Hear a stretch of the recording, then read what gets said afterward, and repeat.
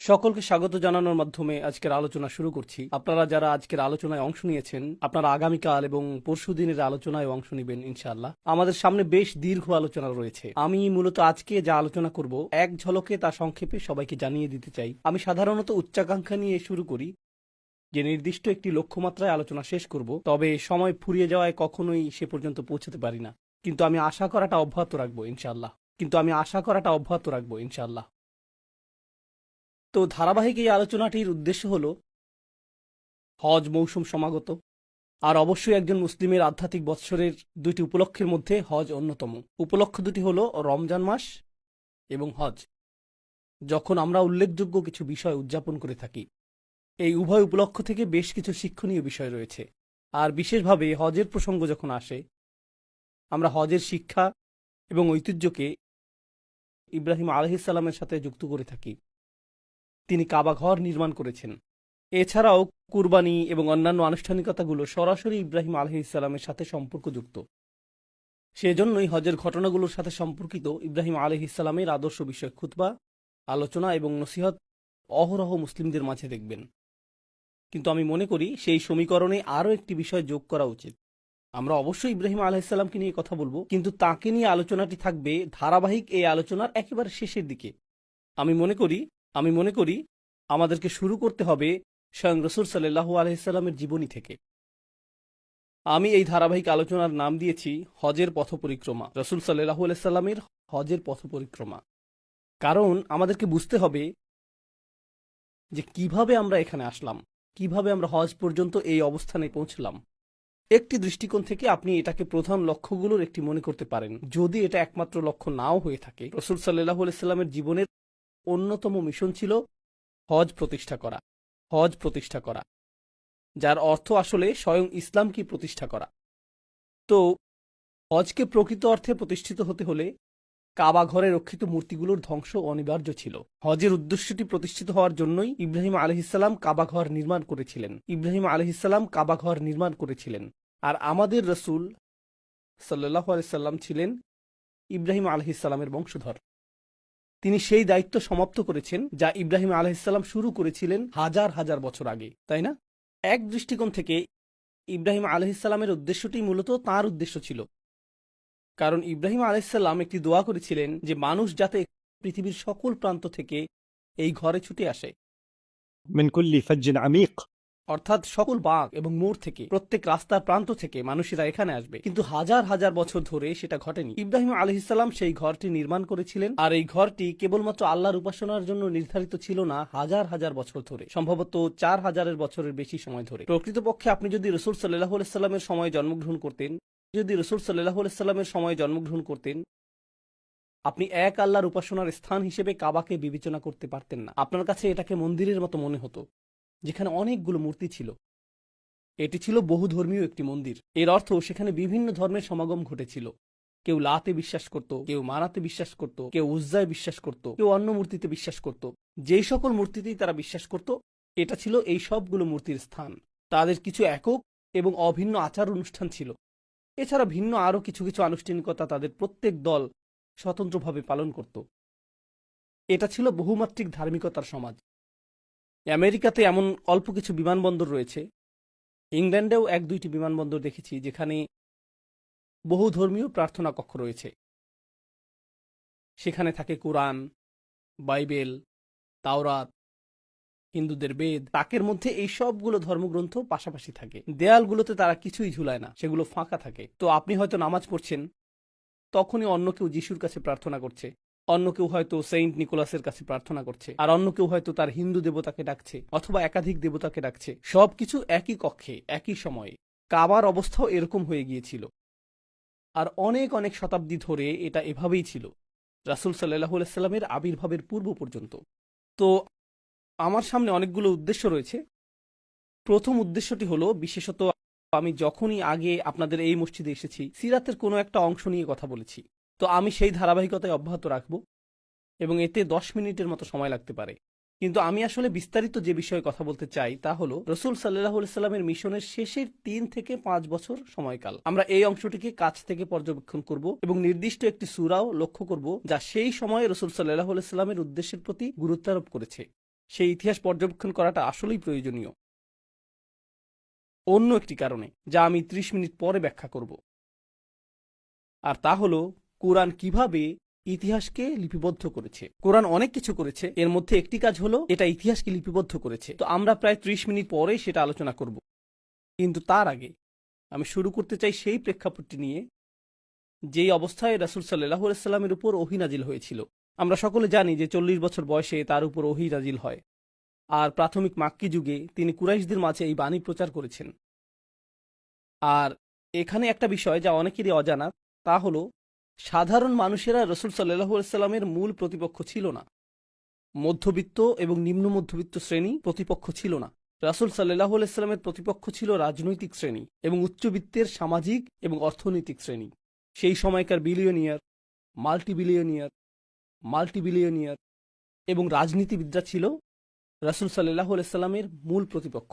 তো এমনকি মুসলিম হিসেবে ছোট থেকেই আপনি কিছু নাম শুনেছেন, যেমন আবু লাহাব, আবু জেহেল, উতবা ইবনে রাবিয়া। আপনারা এই নামগুলো আগেও শুনেছেন। তাদের প্রত্যেকেই হয়তো ধনী শ্রেণীর অন্তর্ভুক্ত, অথবা রাজনৈতিক শ্রেণীর অন্তর্ভুক্ত, অথবা উভয় শ্রেণী একসাথে ছিল। এখানে অর্থ এবং ক্ষমতার মধ্যকার সম্পর্ক নিয়ে সংক্ষেপে কিছু কথা বলা জরুরি, কারণ তাদের কেউ কেউ ছিল ক্ষমতাসীন এবং কারো কারো প্রচুর সম্পদ ছিল। আর এই দুটি বিষয়, অর্থ এবং ক্ষমতা, সর্বদাই একে অপরকে সঙ্গ দিয়েছে, যদিও তারা সর্বদা একই হাতে থাকে না। কিছু কিছু ক্ষেত্রে তারা একই হাতে কক্ষিগত থাকে। উদাহরণস্বরূপ, আজকের পৃথিবীর কিছু কিছু দেশে রাজপরিবার রয়েছে, বেশিরভাগ সম্পদ তাদের হাতে এবং সকল ক্ষমতা তাদের কাছে। তো রাজত্বের মধ্যে অর্থ এবং সম্পদ একীভূত হয়ে আছে। আবার পৃথিবীর অন্য অনেক স্থানে, যেমন আমরা যেসব দেশে বসবাস করছি, এখানে গণতন্ত্রের একটি ছদ্ম আবরণ রয়েছে। কিন্তু বাস্তবে শুধুমাত্র দুটি জিনিস এখানে ক্ষমতায় রয়েছে। এখানে সম্পদশালী মানুষ রয়েছে আর রাজনৈতিক প্রভাব সম্পন্ন মানুষ রয়েছে। বেশিরভাগ ক্ষেত্রেই সম্পদশালী ব্যক্তিরাই রাজনৈতিক ক্ষমতাধর ব্যক্তিদেরকে নিয়ন্ত্রণ করে থাকে, আর অন্য সকলেই এই ভান করে যে তারা আদর্শ গণতন্ত্রে বসবাস করছে। তো এটা ভনিতাপূর্ণ একটা সমাজ, কিন্তু বাস্তবে এই দুটি উপাদান গোটা ইতিহাস জুড়েই বর্তমান ছিল, আর তারা সব সময়ই থাকবে। এটাই সমাজে ক্ষমতার কাঠামো কার্যকর থাকার প্রকৃতি। কোনো কোনো জাতি শুধুমাত্র অন্যদের তুলনায় এ ব্যাপারে বেশি সৎ, এটাই মূল পার্থক্য, তাই না? এরকমও দেখা যায় যে, উদাহরণস্বরূপ, ক্ষমতা শুধুমাত্র রাজনীতিবিদদের হাতেই থাকে না, ক্ষমতা সেনাবাহিনীর হাতেও থাকে। পৃথিবীতে এরকম অনেক দেশ রয়েছে। আপনি যদি এরকম দেশে বসবাস করেন, আপনি ইতিমধ্যে বিষয়টা জানেন, যেখানে নির্বাচন হয়, রাষ্ট্রপতি পরিবর্তন হয়, প্রধানমন্ত্রী পরিবর্তন হয়, দল পরিবর্তন হয়, কিন্তু সকলেই জানে যে সেনাবাহিনীই মূলত দেশ চালায়। এটা সবাই জানে। আমরা সকলে ভান করছি যে ভোট হচ্ছে, নির্বাচন হচ্ছে, কিন্তু পেছন থেকে কেউ কলকাঠি নাড়ছে এবং বলছে তোমাদেরকে আমার কথা মতোই চলতে হবে, না হলে পরবর্তী নির্বাচনে তুমি কিন্তু আর থাকবে না, অথবা তোমার নামে কোনো অভিযোগ আনা হবে যার ফলে তুমি দৃশ্যপট থেকে হারিয়ে যাবে, তাই না? মূলত সম্পদশালীরাই ক্ষমতায় থাকে। এখন আর প্রসঙ্গক্রমে ক্যাথলিক চার্চ এবং রোমান সাম্রাজ্যের ক্ষেত্রেও একই রকম বিষয় কার্যকর ছিল। ক্যাথলিক চার্চের ক্ষেত্রে তৃতীয় আরেকটা মাত্রা যোগ হয়েছিল, যেটিও আমি আপনাদের সামনে উপস্থাপন করতে চাই। তো একটি হলো সম্পদ, একটি হলো ক্ষমতা, আরেকটি ছিল ধর্ম। তৃতীয় আরেকটি মাত্রা যোগ হলো সম্পদ, ক্ষমতা এবং ধর্ম। তো সেই ধরনের সমাজে যা ঘটেছিল তা হলো রাজার একটি উপায়ের প্রয়োজন ছিল, এটা নিশ্চিত করার জন্য যে সমাজ রাজার প্রতি অনুগত থাকবে। ঠিক আছে, সমাজকে অবশ্যই রাজার প্রতি অনুগত থাকতে হবে। তো রাজারা সাধারণত যা করত তা হলো তারা একটি ধর্মযাজক গোষ্ঠী রাখত। যেমন ফেরাউনের ছিল জাদুকর এবং যাজক গোষ্ঠী, অথবা ইউসুফ আলাইহিস সালামের সময় রাজার স্বপ্নের ব্যাখ্যা দেওয়ার জন্য একজন লোক ছিল। স্মরণ করতে পারছেন? এরা ছিল আধ্যাত্মিক সাধক অথবা এ জাতীয় কিছু, সেই সময়ের মরমী সাধক, ধর্মীয় সম্প্রদায়, ধর্মগুরু। একইভাবে রোমান সাম্রাজ্যের ছিল ক্যাথলিক চার্চ, সেখানে এই ধর্মীয় সম্প্রদায়টি বর্তমান ছিল। আর তাদের কাজ ছিল দুইটি। তাদের কাজ শুধুমাত্র মানুষকে ধর্মশিক্ষা দেয়াই ছিল না, বরং ধর্মশিক্ষা দেওয়ার মাধ্যমে তারা মূলত মানুষকে দুটি জিনিস শিখিয়েছে। প্রথমত দান করা, একে অপরকে দান করা না, দরিদ্রকে দান করাও না, বরং চার্চকে দান করা, এটা এক নম্বর। আর দ্বিতীয়ত রাজার জন্য প্রার্থনা করা অথবা রানীর জন্য প্রার্থনা করা, সৃষ্টিকর্তা রানীকে রক্ষা করুন। তাদের এই দুইটি কাজ ছিল। তারা মানুষের কাছ থেকে অর্থ সংগ্রহ করত তাদের পরকালে মুক্তির উদ্দেশ্যে, আর তারা এটা নিশ্চিত করত যে মানুষ যাতে রাজার অনুগত থাকে, কারণ সৃষ্টিকর্তার আশীর্বাদেই রাজা রাজত্ব পেয়েছেন। তো ধর্মের ভূমিকা ছিল মানুষ যাতে তাদের আকাঙ্ক্ষা অনুযায়ী আচরণ করে, এটাই আসলে ছিল এর ভূমিকা। এখন আমাদের সময়ে যা ঘটছে নতুন প্রজন্মের জন্য ধর্মগুলো ব্যাপকভাবে অপ্রাসঙ্গিক হয়ে পড়ছে, তাই না? তাদের পিতামাতাগণ অনেক বেশি চার্চমুখী, মন্দিরমুখী, এমনকি মসজিদমুখী ছিল, কিন্তু পরের প্রজন্ম সেরকম না। তো এজন্য বিদ্যমান ক্ষমতা কাঠামোকে নতুন এক ধর্ম আবিষ্কার করতে হবে। কিভাবে তারা মানুষকে জড়ো করবে, কিভাবে তারা মানুষকে অনুগত বানাবে। তো গণমাধ্যমগুলো এখন নতুন ধর্মীয় সত্তায় পরিণত হয়েছে। গণমাধ্যম বলতে সামাজিক মাধ্যম, বিনোদন মাধ্যম, সংবাদ মাধ্যম, এরাই এক হিসেবে আমাদের সমাজে ধর্মের স্থানটি দখল করতে শুরু করেছে। তো আগে ছিল ধর্মীয় কাঠামো, যা মানুষের মনে প্রতিনিয়ত বিশেষ ধরনের বার্তা পৌঁছে দিত, কিন্তু এখন গণমাধ্যমগুলোই মানুষের মাঝে বিশেষ ধরনের বার্তা ছড়িয়ে দিচ্ছে। এই আলোচনা অন্য আরেক সময় করা যাবে। আসুন আমরা রসুল সাল্লাল্লাহু আলাইহি সাল্লামের সিরাতে ফিরে যাই, যেখান থেকে আলোচনাটির সূচনা হয়েছিল। রসুল সাল্লাল্লাহু আলাইহি সাল্লাম যখন তার বাণীটি লা ইলাহা ইল্লাল্লাহ প্রথম ঘোষণা করলেন, এটা ছিল বড় একটা ধর্মীয় সমস্যা। প্রথমত, কারণ আপনি যদি বলেন যে সৃষ্টিকর্তা মাত্র একজন, কাবা ঘরের মধ্যে অবস্থিত তাদের বিচিত্র রকমের সব ধর্মগুলো, এগুলো সবগুলোই বাতিল হয়ে যাবে। এগুলো কোনোটাই একত্ববাদের ধারণার সাথে একত্রে অবস্থান করতে পারে না। এই ধর্মগুলোর প্রত্যেকটি এই জাতীয় অন্য ধর্মগুলোর সাথে একত্রে অবস্থান করতে পারে। তোমার যা ইচ্ছা বিশ্বাস করতে পারো, তোমার যা ইচ্ছা বিশ্বাস করতে পারো, তোমার মূর্তিটা এখানে রাখতে পারো, তোমারটাও এখানে রাখতে পারো। কিন্তু রসুল সাল্লাল্লাহু আলাইহি সাল্লাম এমন কিছু নিয়ে আসলেন যা মূর্তিকেই স্বীকার করে না। এটা সৃষ্টিকর্তার বিষয়ে কোনো ছাড় দেয় না। সৃষ্টিকর্তা শুধুমাত্র একজন, আর তিনি প্রথম থেকেই দাবি করেছেন যে এই ঘরটি কখনোই মন্দিরে পরিণত হওয়ার কথা ছিল না। এটা নির্মাণ করেছিলেন ইব্রাহিম আলাইহিস সালাম একমাত্র সৃষ্টিকর্তার উপাসনার জন্য। তোমরা মূলত এই মসজিদের পবিত্রতা নষ্ট করেছ। তো এখানে একটি বড় ধর্মীয় সমস্যা দেখা দিল। এছাড়া রাজনৈতিক একটা সমস্যাও ছিল। রাজনৈতিক সমস্যাটা হলো, ইসলাম এসে এরকম কথা বলছে যে আমরা সকলে আদম আলাইহিসসালামের সন্তান, আর আদম আলাইহিসসালামের সকল সন্তানই সম্মানিত। আমরা যদি সকলেই আদম আলাইহিসসালামের সন্তান হই, এর অর্থ আক্ষরিকভাবেই আমরা সকলে জন্মগতভাবে সমান। যদিও আমরা জন্মগতভাবে বিভিন্ন স্থানের, আপনি এই গোত্রের হতে পারেন, সেই গোত্রের হতে পারেন। আপনার গোত্রের কোন জিনিসটা নিয়ে আপনি গর্ব করেন? আপনার পূর্বপুরুষের পরিচয়। কিন্তু তার বাবা কে ছিল? আপনি যদি এভাবে যেতে থাকেন, সকল মানুষের পিতাকে আদম আলাইহিসসালাম, যার অর্থ আমরা সকলেই মানবতার গোত্রের সদস্য, আমরা সকলেই সমান। বুঝতে পারছেন? তো গোত্রীয় শ্রেষ্ঠত্ব সাংঘাতিক এক সমস্যা হয়ে দাঁড়িয়েছিল। যদি সকল মানুষ সমান হয়, আপনি কোন গোত্রের সেই বিবেচনায় শ্রেষ্ঠত্বের দাবি করতে পারেন না। সকলের মৌলিক অধিকারগুলো সমান।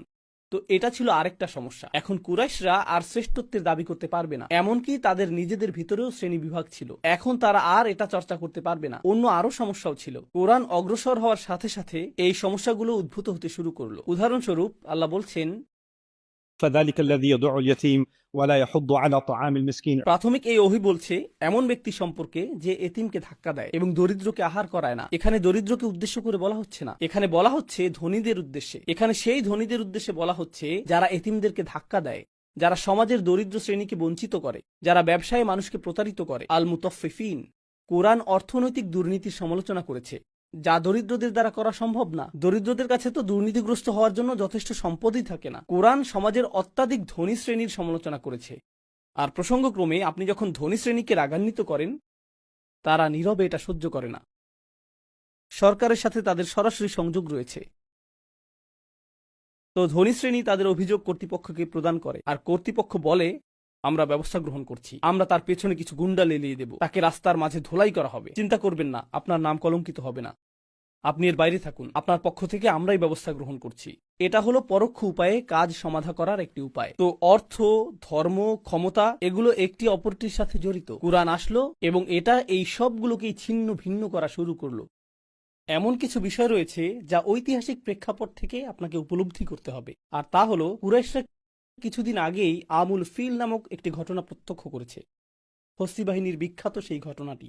এর কারণ মক্কা নগরী আব্রাহার জন্য সমস্যার কারণ হয়ে দাঁড়ালো। ইয়েমেন থেকে আব্রাহা কেন মক্কা নগরীতে সমস্যা দেখতে পেল?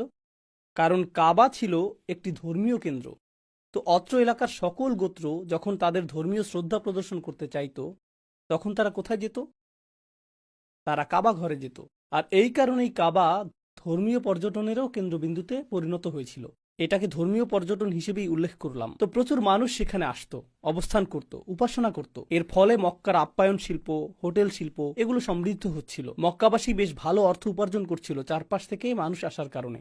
আর আব্রাহা কাউকে তার শহরে আনতে পারছে না, কারণ কাবা ছিল ধর্মীয় কেন্দ্র। আর এখানে আরেকটা কারণ ছিল, আর তা হলো যেহেতু এটা ছিল ধর্মীয় কেন্দ্র, সকল বাণিজ্য কাফেলা কাবার পথ ধরে মক্কা হয়েই চলাচল করত। তো তারা ইয়েমেনে কেনাবেচা করত, এরপর মক্কা হয়েই চলাচল করত। যে পণ্য তারা ইয়েমেনে ক্রয় করত সেগুলো সিরিয়ায় বিক্রি করত। তারপর তারা সিরিয়া থেকে আবার ক্রয় করত। প্রসঙ্গক্রমে সিরিয়া আবার ইউরোপের সাথে সম্পর্কযুক্ত ছিল, সেখানে ইউরোপীয় পণ্যও পাওয়া যেত। তারা এই পণ্য কিনত, মক্কার রাস্তা ধরে ইয়েমেনে যেত এবং ইয়েমেন থেকে শুরু করে গোটা আফ্রিকায় সেই পণ্য বিক্রি করত। তো আফ্রিকা ইউরোপের বাণিজ্য এই পথেই পরিচালিত হতো, যার কেন্দ্র ছিল মক্কা। আর এর পেছনে একমাত্র কারণ ছিল এটা যে সকল মূর্তিগুলো সেখানে ছিল, এটাই একমাত্র কারণ। তো যখন ইসলাম আসলো, কোরআন আসলো এবং রসুল সাল্লাল্লাহু আলাইহি সাল্লাম বললেন আল্লাহ ছাড়া উপাসনার যোগ্য আর কোনো সৃষ্টিকর্তা নেই, এটা শুধু ধর্মীয় সমস্যাই ছিল না, অর্থনৈতিকভাবেও এটা ছিল সমস্যাজনক। আবার রাজনৈতিকভাবেও এটা সমস্যাজনক ছিল, কারণ আমরা যদি সকল মূর্তিগুলো ধ্বংস করে দেই, এই অঞ্চলের সকল গোত্রগুলো আমাদের শত্রুতে পরিণত হবে। তারা সকলে আমাদের ঘৃণা করবে, কারণ আমরা তাদের মূর্তিগুলোকে আক্রমণ করেছি। তখন আমরা আমাদের চিরাচরিত বাণিজ্য পথে আর চলাচল করতে পারবো না, সেটা আর পারবো না। তখন আমাদের অর্থনীতির এই রাজপথটি বিলীন হয়ে যাবে, কেউ আর এই ঘরে আসবে না। ফলে পর্যটনের অর্থ আসাও বন্ধ হয়ে যাবে, আমরা তো রাতারাতি দেউলিয়া হয়ে যাব, আর মানুষও আমাদের হত্যা করবে।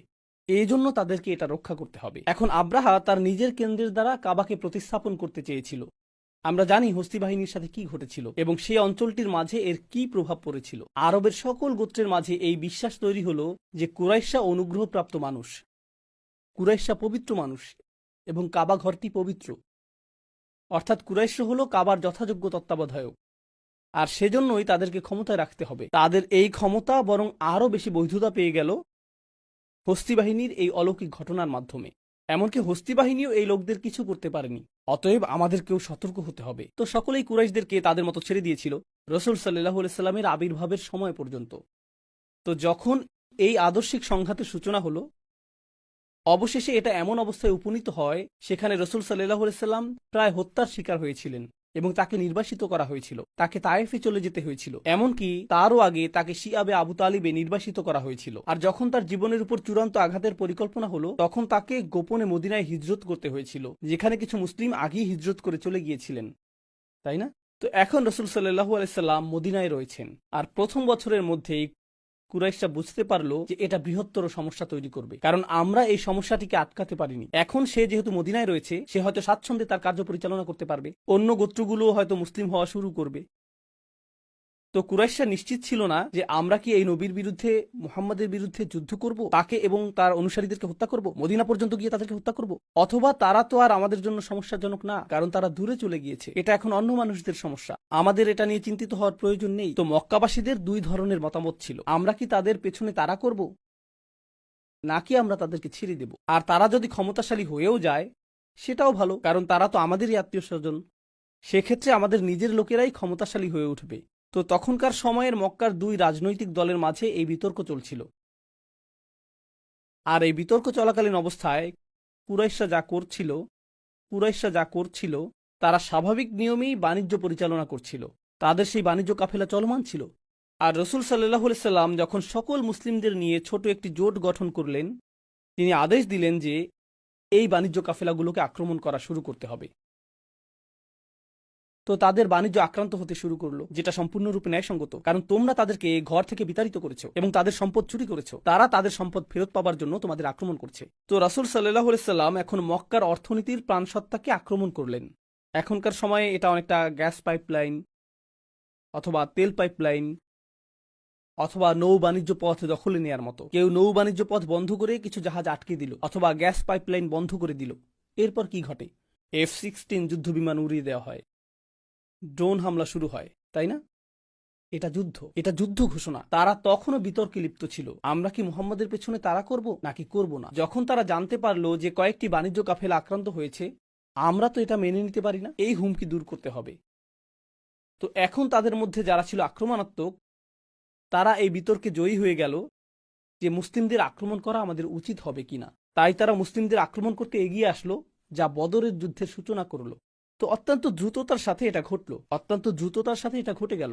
আপনারা ঘটনাটা জানেন, আমি বদরের যুদ্ধের পুঙ্খানুপুঙ্খ বিবরণ দিব না, কিন্তু মুসলিমগণ তাদেরকে বদর যুদ্ধে বেশ অপমানজনক পরাজয় প্রদান করেছিল। আর সেই পরাজয়ের ফলে কুরাইশরা এখন দুটি সমস্যার সম্মুখীন হলো।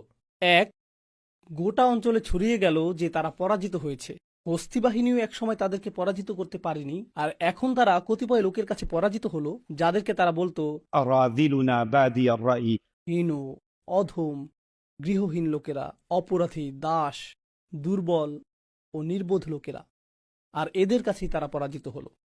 তাদের জন্য এটা ছিল বেশ খারাপ। এর উপরে আরবদের একটা রীতি ছিল, যা আমার মনে হয় না যে কোথাও এখন আর বর্তমান রয়েছে। তাদের নারীরা তাদেরকে প্রচুর অপমানিত করত। So, অবশ্যই আপনারা এর সাথে পরিচিত নন। তো পরাজিত হয়ে তারা বাড়ি আসলো, আর ও কি ধরনের পুরুষ তুমি যে পরাজিত হয়ে এসেছো, তোমার তো আমাদের মতো চুরি পরে ঘরে বসে থাকাই ভালো ছিল। নারীদের সাথে তোমাদের কি পার্থক্য? সেই যুগে নারীরা তীক্ষ্ণ ভাষার অধিকারী ছিল, আর তারা জানতো যে আপনার আত্মসম্মানে আঘাত করতে ঠিক কোন কথাটা বলতে হবে। তাই গৃহে প্রবেশ করে তারা তীব্র তিরস্কারের শিকার হয়েছিল, আর তারা প্রতিশোধ স্পৃহায় দগ্ধ হচ্ছিল। এটা আসলেই খারাপ। বদরের পরাজয়ের পরে তারা প্রফুল্ল চিত্তে বাড়ি ফিরেনি, তারা ক্রোধান্বিত অবস্থায় বাড়ি ফিরেছিল। আর তাদের মধ্যে এখন আর ভীতি কাজ করছে না, বরং তাদের মধ্যে প্রতিশোধ স্পৃহা কাজ করছিল। তো পরের বার তারা 1000 সৈন্য নিয়ে আসেনি, তারা এসেছিল 3 থেকে 4000 সৈন্য নিয়ে। right? আর তারা তাদের নারীদেরকেও যুদ্ধক্ষেত্রে নিয়ে এসেছিল।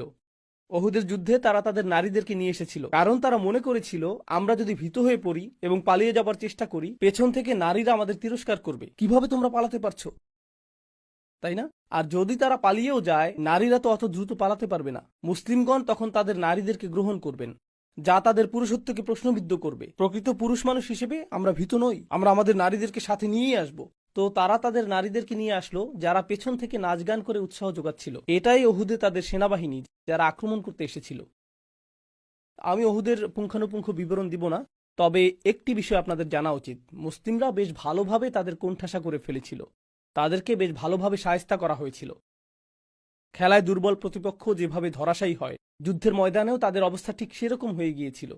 তো যখন সেটা ঘটছিল, কুরাইশরা আশ্রয়ের জন্য পাহাড়গুলোতে ছুটে যাচ্ছিল, কিন্তু পেছনে কারা ছিল? তাদের নারীরা। তারা তাদের বর্মগুলো ফেলে যাচ্ছিল, কারণ বর্মসহ তারা দ্রুত পালাতে পারছিল না। তো তাদের বর্মগুলো ফেলে যাচ্ছিল, কারণ সেগুলো ছিল বেশ ভারী, আর তারা পাহাড়ের দিকে পালিয়ে যাচ্ছিল।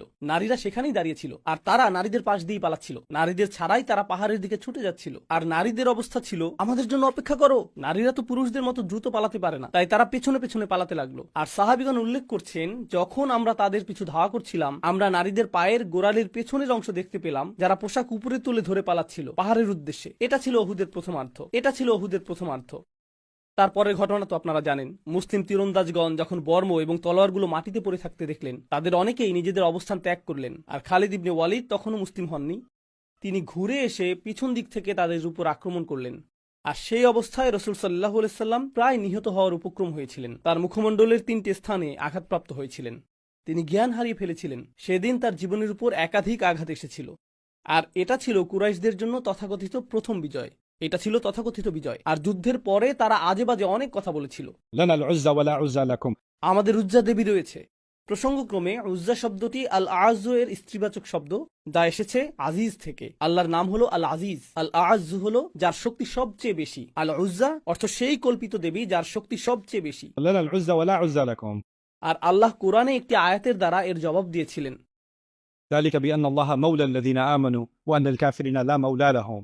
আল্লাহ ইমানদারদের মাওলা, আর কাফিরদের কোনো মাওলা নেই। যাই হোক, এরপর তারা চলে গেল। সেদিন তারা হামজা রাদিয়াল্লাহু তাআলা আনহুর দেহ বিকৃত করেছিল। 70 জন অত্যন্ত গুরুত্বপূর্ণ সাহাবীকে হত্যা করা হয়েছিল। আপনাকে এখানে মূল বিষয়টি বুঝতে হবে, যেদিকে আমরা আলোচনাকে নিয়ে যেতে চাই। আর তা হলো, যুদ্ধের বেশিরভাগ অর্থায়ন, যুদ্ধ করার জন্য আপনার যা অর্থ প্রয়োজন, যুদ্ধের বেশিরভাগ অর্থই আসছিল আনসারদের কাছ থেকে। আনসার কারা তা তো আপনারা জানেন, সাহায্যকারী মদিনার স্থানীয় সাহাবীগণ। মক্কাবাসী মুহাজিরগণ এক প্রকার খালি হাতেই এসেছিলেন, তারা তো সম্পদ নিয়ে আসেননি। তাই বেশিরভাগ অর্থ এবং বেশিরভাগ লোকবল এসেছিল আনসারদের কাছ থেকে। ওহুদে যখন আনসারদের মধ্য থেকে বেশ বড় সংখ্যক সাহাবী শহীদ হলেন, নিহত হওয়া প্রত্যেক ব্যক্তিই ছিলেন কোনো না কোনো পরিবারের প্রধান, আর প্রত্যেক পরিবারের প্রধানই ছিলেন তার পরিবারের জন্য আয়ের প্রধান উৎস, এবং আয়ের প্রধান উৎস সেই মুহাজিরদের জন্য যাদেরকে তারা আশ্রয় দিয়েছিলেন। তো উপার্জনকারী এবং অর্থ সংস্থানকারী 70 জন মানুষ হঠাৎ করেই মারা গেলেন। আর পরিত্যক্ত বর্ম এবং তরবারিগুলো যা তারা রেখে গিয়েছিলেন, প্রতিটি বর্ম এবং প্রতিটি তরবারির মূল্য ছিল এ যুগে আপনার জন্য একটি বাড়ি ক্রয় করার মতো। অন্য কথায়, আপনার আজীবনের সঞ্চয় একটি বর্মের জন্য ব্যয়িত হতো, আপনার আজীবনের সঞ্চয় কয়েকটি তরবারির জন্য ব্যয়িত হতো।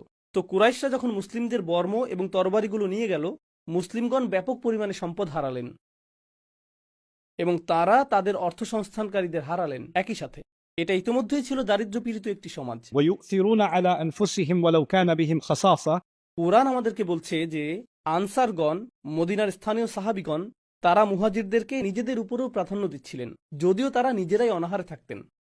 উপরন্তু এখন অর্থসংস্থান বন্ধ হয়ে গেল। তো মুসলিমদের অবস্থা এখন আরও শোচনীয় হয়ে পড়ল। তারা গভীরভাবে আঘাতপ্রাপ্ত। من بعد ما أصابهم القرح. আল্লাহ এভাবে বর্ণনা করেছেন, এমনকি গভীর আঘাত যখন তাদেরকে আহত করল। আরবিতে করহ হলো যখন একটি তীর আপনার চামড়া ভেদ করে হাড়ের মধ্যে প্রবেশ করে, মাংস ভেদ করে হাড়ে প্রবেশ করে, এটাকেই বলা হয় কর। যে কোনো জখমকে সাধারণভাবে বলা হয় জার অথবা জুর, কিন্তু গভীর জখম যা হাড় ভেদ করে তাকে বলা হয় কর। আল্লাহ কর শব্দটি ব্যবহার করেছেন ওহুদে যা ঘটেছিল তা বর্ণনা করার জন্য। তো এটা ঘটেছিল ওহুদে। এখন মুসলিমগণ আহত। যেহেতু মুসলিমগণ আহত হলেন, কুরাইশরা ফিরে গেল।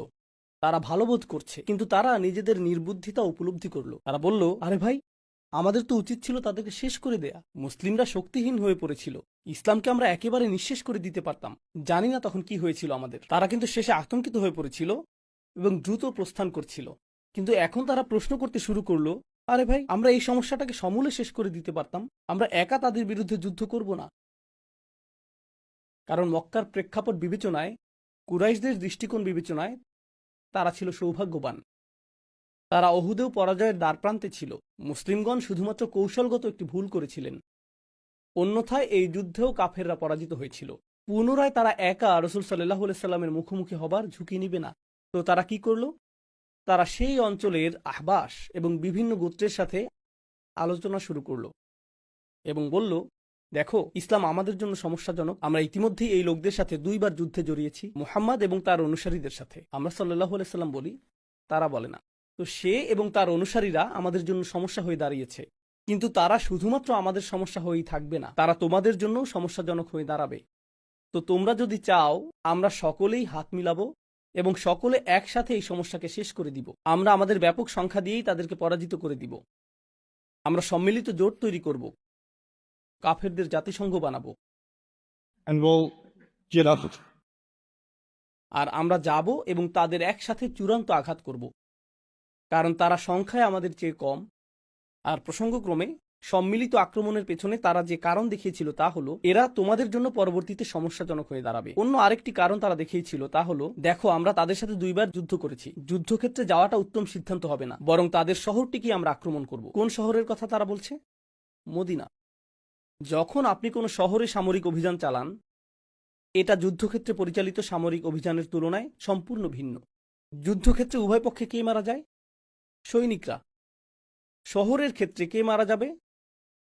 নারী, পুরুষ, শিশু, নিরীহ জনগণ, সম্পদের ক্ষতি। এটা হবে একটা গণহত্যা। গণহত্যা করতে তাদের কোনো সমস্যা নেই। তাদের বক্তব্য এরকম, চলো মদিনায় যাই এবং প্রতিটি নারী, পুরুষ এবং শিশুকে হত্যা করি। আসো তাদের সবকিছু শেষ করে দেই, আর তারপর গোটা শহরটি আমাদের যুদ্ধলব্ধ সম্পদে পরিণত হবে। এই সম্পদ আমরা সকলে ভাগাভাগি করে নিব। মুসলিমরা কিন্তু ইতিমধ্যেই আহত, তাদের আত্মরক্ষার সামর্থ্য ক্ষীণ, তাদের অনেক অস্ত্রশস্ত্র আমাদের হাতেই রয়েছে। এটাই আক্রমণের মোক্ষম সময়। আর আশেপাশের অনেক গোত্র মনে করল, এটা তো অর্থের সহজ সংস্থান। হ্যাঁ, আমিও আছি, আমরা এর পক্ষে মত দিচ্ছি, আমরাও কিছু সৈন্য প্রেরণ করব। তারা তাদের জনগণকে বুঝ দিয়েছিল। জানেন তারা কি বলে বুঝ দিয়েছিল? আমরা আমাদের চিরাচরিত জীবনধারাকে সংরক্ষণের চেষ্টা করছি, কারণ মুহাম্মদ হলো আমাদের জীবনধারার জন্য হুমকি স্বরূপ। আমরা আরব উপদ্বীপে স্বাধীনতাকে রক্ষা করার চেষ্টা করছি, আমরা বহু ঈশ্বরের এই গণতন্ত্রকে রক্ষা করার চেষ্টা করছি। এটাই তাদের জনগণকে বলেছিল। কিন্তু তাদের গোপন বৈঠকে আক্রমণটা কিসের জন্য ছিল? শুরু থেকে শেষ পর্যন্ত অর্থ সম্পদ। এটাই তাদের উদ্দেশ্য, এটাই একমাত্র প্রাপ্তি, তাই না? আপনি যদি সাম্প্রতিক ইতিহাস নিয়ে অধ্যয়ন করেন, আপনি প্রকৃত ঘটনা, প্রকৃত ইতিহাসের সাথে সংবাদ মাধ্যমের বর্ণনার পার্থক্য দেখতে পাবেন। সংবাদ মাধ্যমগুলো বলছিল যে আমরা ইরাক আক্রমণ করছি গণতন্ত্রের প্রসার ঘটানোর জন্য, অথবা আমরা আফগানিস্তান আক্রমণ করছি তথাকথিত গণতন্ত্র এবং মানবাধিকারের প্রসার ঘটানোর জন্য। আমরা তাদের উপর বোমা নিক্ষেপ করব, কারণ বোমা নিক্ষেপ করলে তারা আধুনিক হয়ে উঠবে। এটাই আধুনিকতার শিক্ষা, প্রগতিশীলতার শিক্ষা, বিস্ফোরণের মাধ্যমে শিক্ষা, তাই না? এভাবেই তারা এটা করে থাকে। কিন্তু বাস্তব অবস্থাটা কি ছিল? বাস্তব অবস্থাটা ছিল, এখানে রাশিয়ানরা ছিল ওখানে গ্যাসের পাইপলাইন ছিল, সেখানে তেলের খনি ছিল। সেই সময়কার তেলের মূল্য, আপনি যদি ইরাক যুদ্ধের সময়কার তেলের মূল্য এবং জ্বালানির মূল্য পর্যবেক্ষণ করেন, সেই অঞ্চলগুলোর কৌশলগত মিত্রদেরকে দেখেন এবং আফগান যুদ্ধের অর্থনৈতিক প্রভাব যদি পর্যালোচনা করেন, তখন দেখবেন যে এর সাথে জাতীয় নিরাপত্তার কোনো সম্পর্ক ছিল না, আর গণতন্ত্রের সাথেও এর সম্পর্ক নেই। এগুলোর কোনোটাই সেখানে ছিল না। মূলত এর পেছনে ছিল এই খনিজ সম্পদ। যুদ্ধগুলো সব সময় এজন্যই সংঘটিত হয়েছে, আর কুরাইশরাও এই চিন্তাই করেছে। এমন চিন্তা করাটা অতি সরল অধ্যয়ন যে এটা ছিল শুধুই ইসলাম বনাম কুফর। তাদের কুফরের চূড়ান্ত রূপ ছিল দিরহামের প্রতি উপাসনা, অর্থের উপাসনা, সম্পদের উপাসনাও ছিল একটি বড় কারণ। তো এখন মূল কথায় ফিরে আসি। তারা বড় ধরনের একটা আক্রমণের জন্য প্রস্তুত হচ্ছিল। একাধিক গোত্রের সমন্বয়ে গঠিত। প্রতিটি গোত্রকে আপনি বলতে পারেন এক একটি দল। আরবিতে দল বোঝাতে হিজব শব্দটি ব্যবহৃত হয়, আর তাদের সমষ্টিকে বলা হয় আহজাব। তো সেই সমষ্টি যারা একত্রিত হয়েছিল, যারা সকল মুসলিমদেরকে হত্যা করার জন্য একত্রিত হয়ে মদিনায় আক্রমণ করতে এসেছিল, সেটাই ছিল আহজাবের যুদ্ধ। আর এর উপর মন্তব্য করে নাজিল হয়েছিল সূরা আহজাব। কুরআনের ৩৩ নম্বর এই সূরাটি এই পরিস্থিতি নিয়েই মন্তব্য করেছে। আমি আপনাদেরকে সংক্ষিপ্ত কিছু পয়েন্ট বলবো। এই পরিস্থিতিতে কি ঘটেছিল? প্রথমত, কিছু বর্ণনা অনুযায়ী তারা এবার ১০,০০০ সৈন্য নিয়ে আসলো। তো ১০,০০০ সৈন্য আসছে। আপনারা জানেন যে সালমান আল ফারিসির পরামর্শ ছিল একটি পরীক্ষা খনন করা, যা তাদের সহজে প্রবেশ করাকে বাধাগ্রস্ত করবে, কারণ মদিনা প্রাকৃতিকভাবেই পেছন দিক থেকে এবং দুপাশ থেকে পর্বত দ্বারা সুরক্ষিত। তো সামনের দিক থেকেই পরীক্ষা খনন করতে হবে, আর এই পরীক্ষা খনন করতে হবে ৬ দিনে। ৬ দিনে। তো গোটা শহরটি রাসূল সাল্লাল্লাহু আলাইহি সাল্লামের নির্দেশনা অনুযায়ী এই খনন কাজে ব্যস্ত ছিল। তো এটা ঘটল। এটা ছিল ৫ম হিজরির শাওয়াল মাস, আর আল্লাহ কোরআনে এই ব্যাপারে উল্লেখ করেছেন, يا أيها الذين آمنوا اذكروا نعمة الله عليكم হে ঈমানদারগণ, তোমাদের উপর আল্লাহর অনুগ্রহের কথা স্মরণ করো, إذ جاءتكم جنود যখন বাহিনীগুলো তোমাদেরকে আক্রমণ করতে এসেছিল।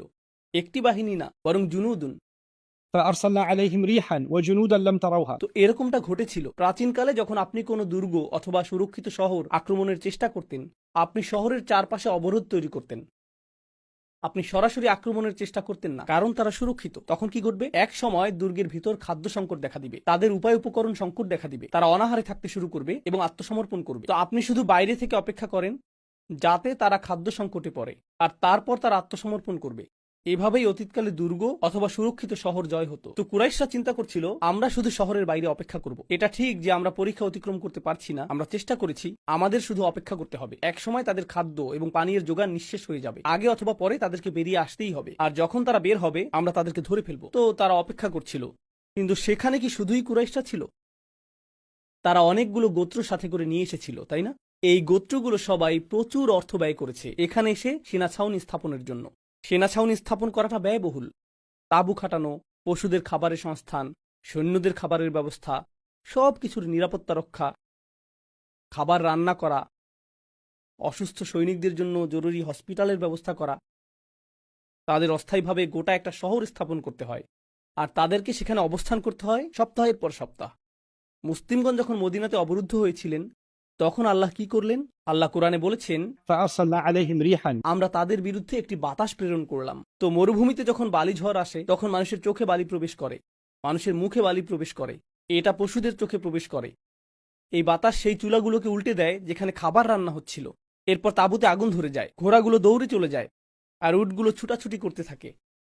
তারা এটা নিয়ন্ত্রণ করতে পারে না, এটা নিয়ন্ত্রণের বাইরে চলে যায়। অবস্থা এমন হয় যে কোনো কোনো গোত্র হাল ছেড়ে দিতে থাকে। আমরা ভেবেছিলাম এটা অর্থসংস্থানের সহজ উপায়, কিন্তু এখন আমাদের মনে হচ্ছে ফিরে যাওয়াটাই উত্তম। তাদের কেউ কেউ চলে যেতে শুরু করলো, আর এক পর্যায়ে কুরাইশরা দেখলো এভাবে এটা আর চলবে না। তো তারাও মক্কায় ফিরে গেল। যুদ্ধ আসলে সংঘটিত হয়নি, তাদের সমগ্র প্রচারণাটি ব্যর্থ হয়ে গেল। প্রচারণাটির উদ্দেশ্য ছিল গণহত্যা, কারণ তারা শহরের ভিতরে প্রবেশ করবে এবং সেনা অভিযান পরিচালনা করবে। কিন্তু সেই প্রচারণাটি ব্যর্থ হলো এবং তারা ফিরে গেল। এখন ফলশ্রুতিতে যা ঘটল, কুরাইশদের ভাবমূর্তি চরমভাবে ক্ষুণ্ণ হলো, কারণ এখন তারা শুধুমাত্র মুসলিমদের কাছে ৩ বার পরাজিতই হয়নি, বরং তারা অন্য গোত্রগুলোরও প্রচুর অর্থ বিনষ্ট করেছে। তোমাদের কথা সেখানে যেতে সম্মত হয়েছিলাম, কারণ এটা হবে অর্থ উপার্জনের সহজ পন্থা। সহজ পন্থা। আমরা মরুভূমিতে গিয়ে অবস্থান করলাম, কয়েক সপ্তাহ ধরে নিজেদেরকে কাবাবে পরিণত করলাম, আর এরপর ফিরে আসলাম। তোমরা আমাদের এতগুলো অর্থ নষ্ট করেছ। তোমাদের যদি আবারও কোনো অনুরোধ থাকে, তখন অন্য কারোর সাথে কথা বলবে, আমরা আর কথা বলতে চাই না। এখন তারা বিশ্বাসযোগ্যতা হারালো। তারা আস্থা হারালো এমন মানুষদের কাছে যারা তাদেরকে ক্ষমতাধর এবং সম্মানিত কুরাইশ হিসেবে বিবেচনা করত। তো এটা ছিল সেই অঞ্চলে কুরাইশদের রাজনৈতিক কেন্দ্রবিন্দুতেই তাদের চরম অধঃপতন। রাজনৈতিক কেন্দ্রবিন্দুতেই তাদের চরম অধঃপতন।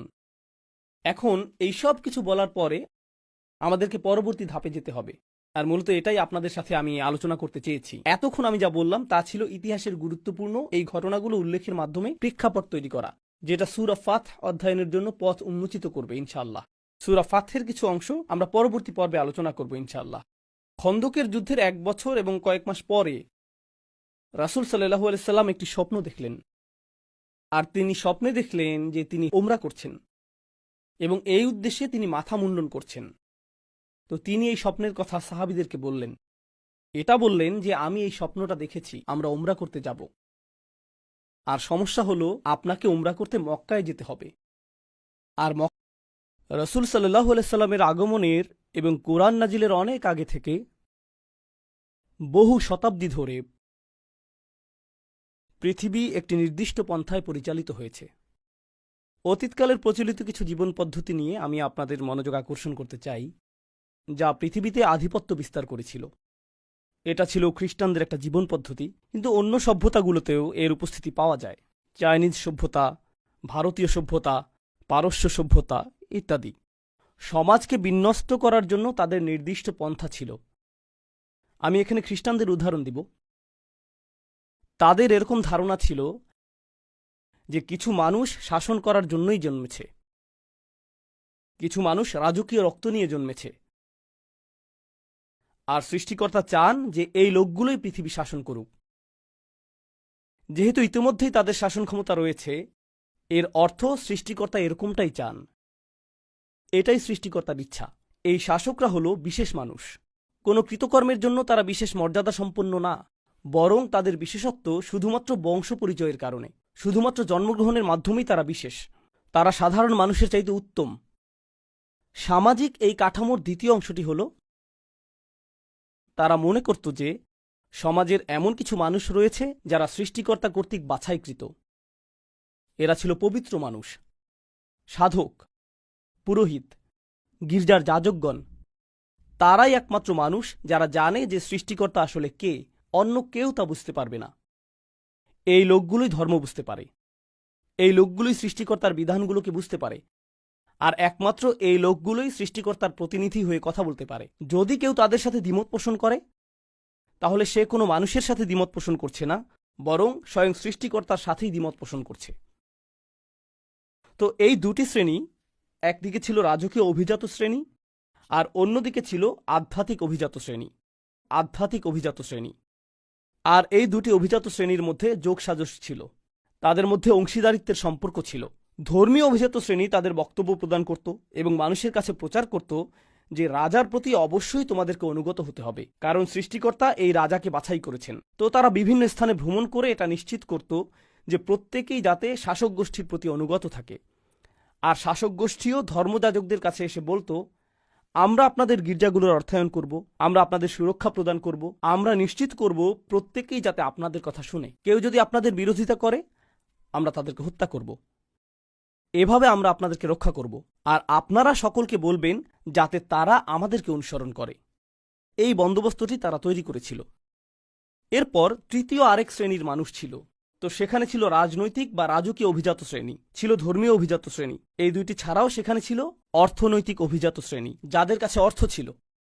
ধারণাটি এমন ছিল যে সৃষ্টিকর্তা কিছু মানুষকে অন্যদের তুলনায় অধিক সম্পদ দান করেছেন, আর স্পষ্টতই তিনি যদি তাদেরকে সম্পদের আধিক্য প্রদান করেন, এর অর্থ তিনি তাদেরকে অন্যদের তুলনায় বেশি ভালোবাসেন। তাই তারাই কর্তৃত্বের দাবিদার, তারাই ভূমির মালিকানার দাবিদার, তারাই সকল অর্থের দাবিদার, আর আমরা রয়েছি তাদের সেবা করার জন্য। এটাই আমাদের অবস্থান। তো আপনি এটাকে তৃত্ববাদ বলতে পারেন। সমাজের জন্য এটা একটা অপবিত্র তৃত্ববাদ।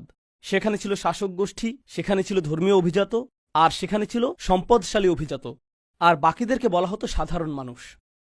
আমরা বাকি সকলে সাধারণ মানুষ, তাই না? আর আমাদের কাজ হলো এই লোকগুলোর অবস্থানকে মেনে নেয়া। আমাদের কাজ হলো সমাজে আমাদের নিজেদের ভূমিকাকেও মেনে নেয়া। এই ভূমিকা নিয়েই আমরা এই পৃথিবীতে এসেছি। এভাবেই আপনি জন্মগ্রহণ করেছেন, এটা ছিল খ্রিস্টানদের সমাজ ব্যবস্থার ধরন।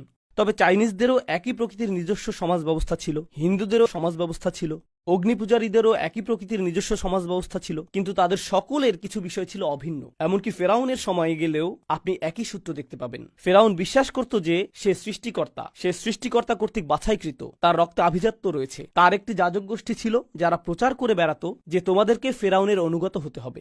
আর তার ছিল ব্যবসায়ী শ্রেণী যারা সকল শ্রমজীবীদের সেবা গ্রহণ করত। এটাই সমাজের বিন্যাস। এই তিনটি শ্রেণী একে অপরের সহায়ক ছিল, আর এই শ্রেণীগুলোর জন্য আইন সমানভাবে প্রযোজ্য ছিল না। সাধারণ কোনো মানুষ যদি অপরাধ করত তাকে শাস্তি পেতে হতো, কিন্তু এই তিন শ্রেণীর কেউ যদি অপরাধ করত তখন তারা একে অপরকে রক্ষা করত। তারা এই তিন শ্রেণীর মানুষদের জন্য শাস্তি থেকে বাঁচার উপায় বের করত, যেখানে অন্যরা ঠিকই শাস্তি পেত। এটা ছিল তাদের সমাজ ব্যবস্থার অংশ। তারা মানুষের কাছে প্রচার করত যে আইন সবার জন্য সমান, কিন্তু তা অবশ্যই তাদের জন্য প্রযোজ্য না যারা আইনের ঊর্ধ্বে। আর এই তিনটি শ্রেণী আইনের ঊর্ধ্বে। এই বিন্যাসটি এমনকি মক্কাতেও তার নিজস্ব ভঙ্গিতে রাসূল সাল্লাল্লাহু আলাইহি সাল্লামের সময়ে বিদ্যমান ছিল। কুরাইশরা মনে করত যে কাবার তত্ত্বাবধানের জন্য তারা বাছাইকৃত। তারা মক্কার রাজকীয় অভিজাত শ্রেণী। আরবে বিভিন্ন ধর্মীয় শ্রেণীর মানুষ ছিল, ছিল বিভিন্ন প্রতিমা, বিভিন্ন বিশ্বাস, আর সকলেই কুরাইশদেরকে সমীহ করে চলত। সকলেই।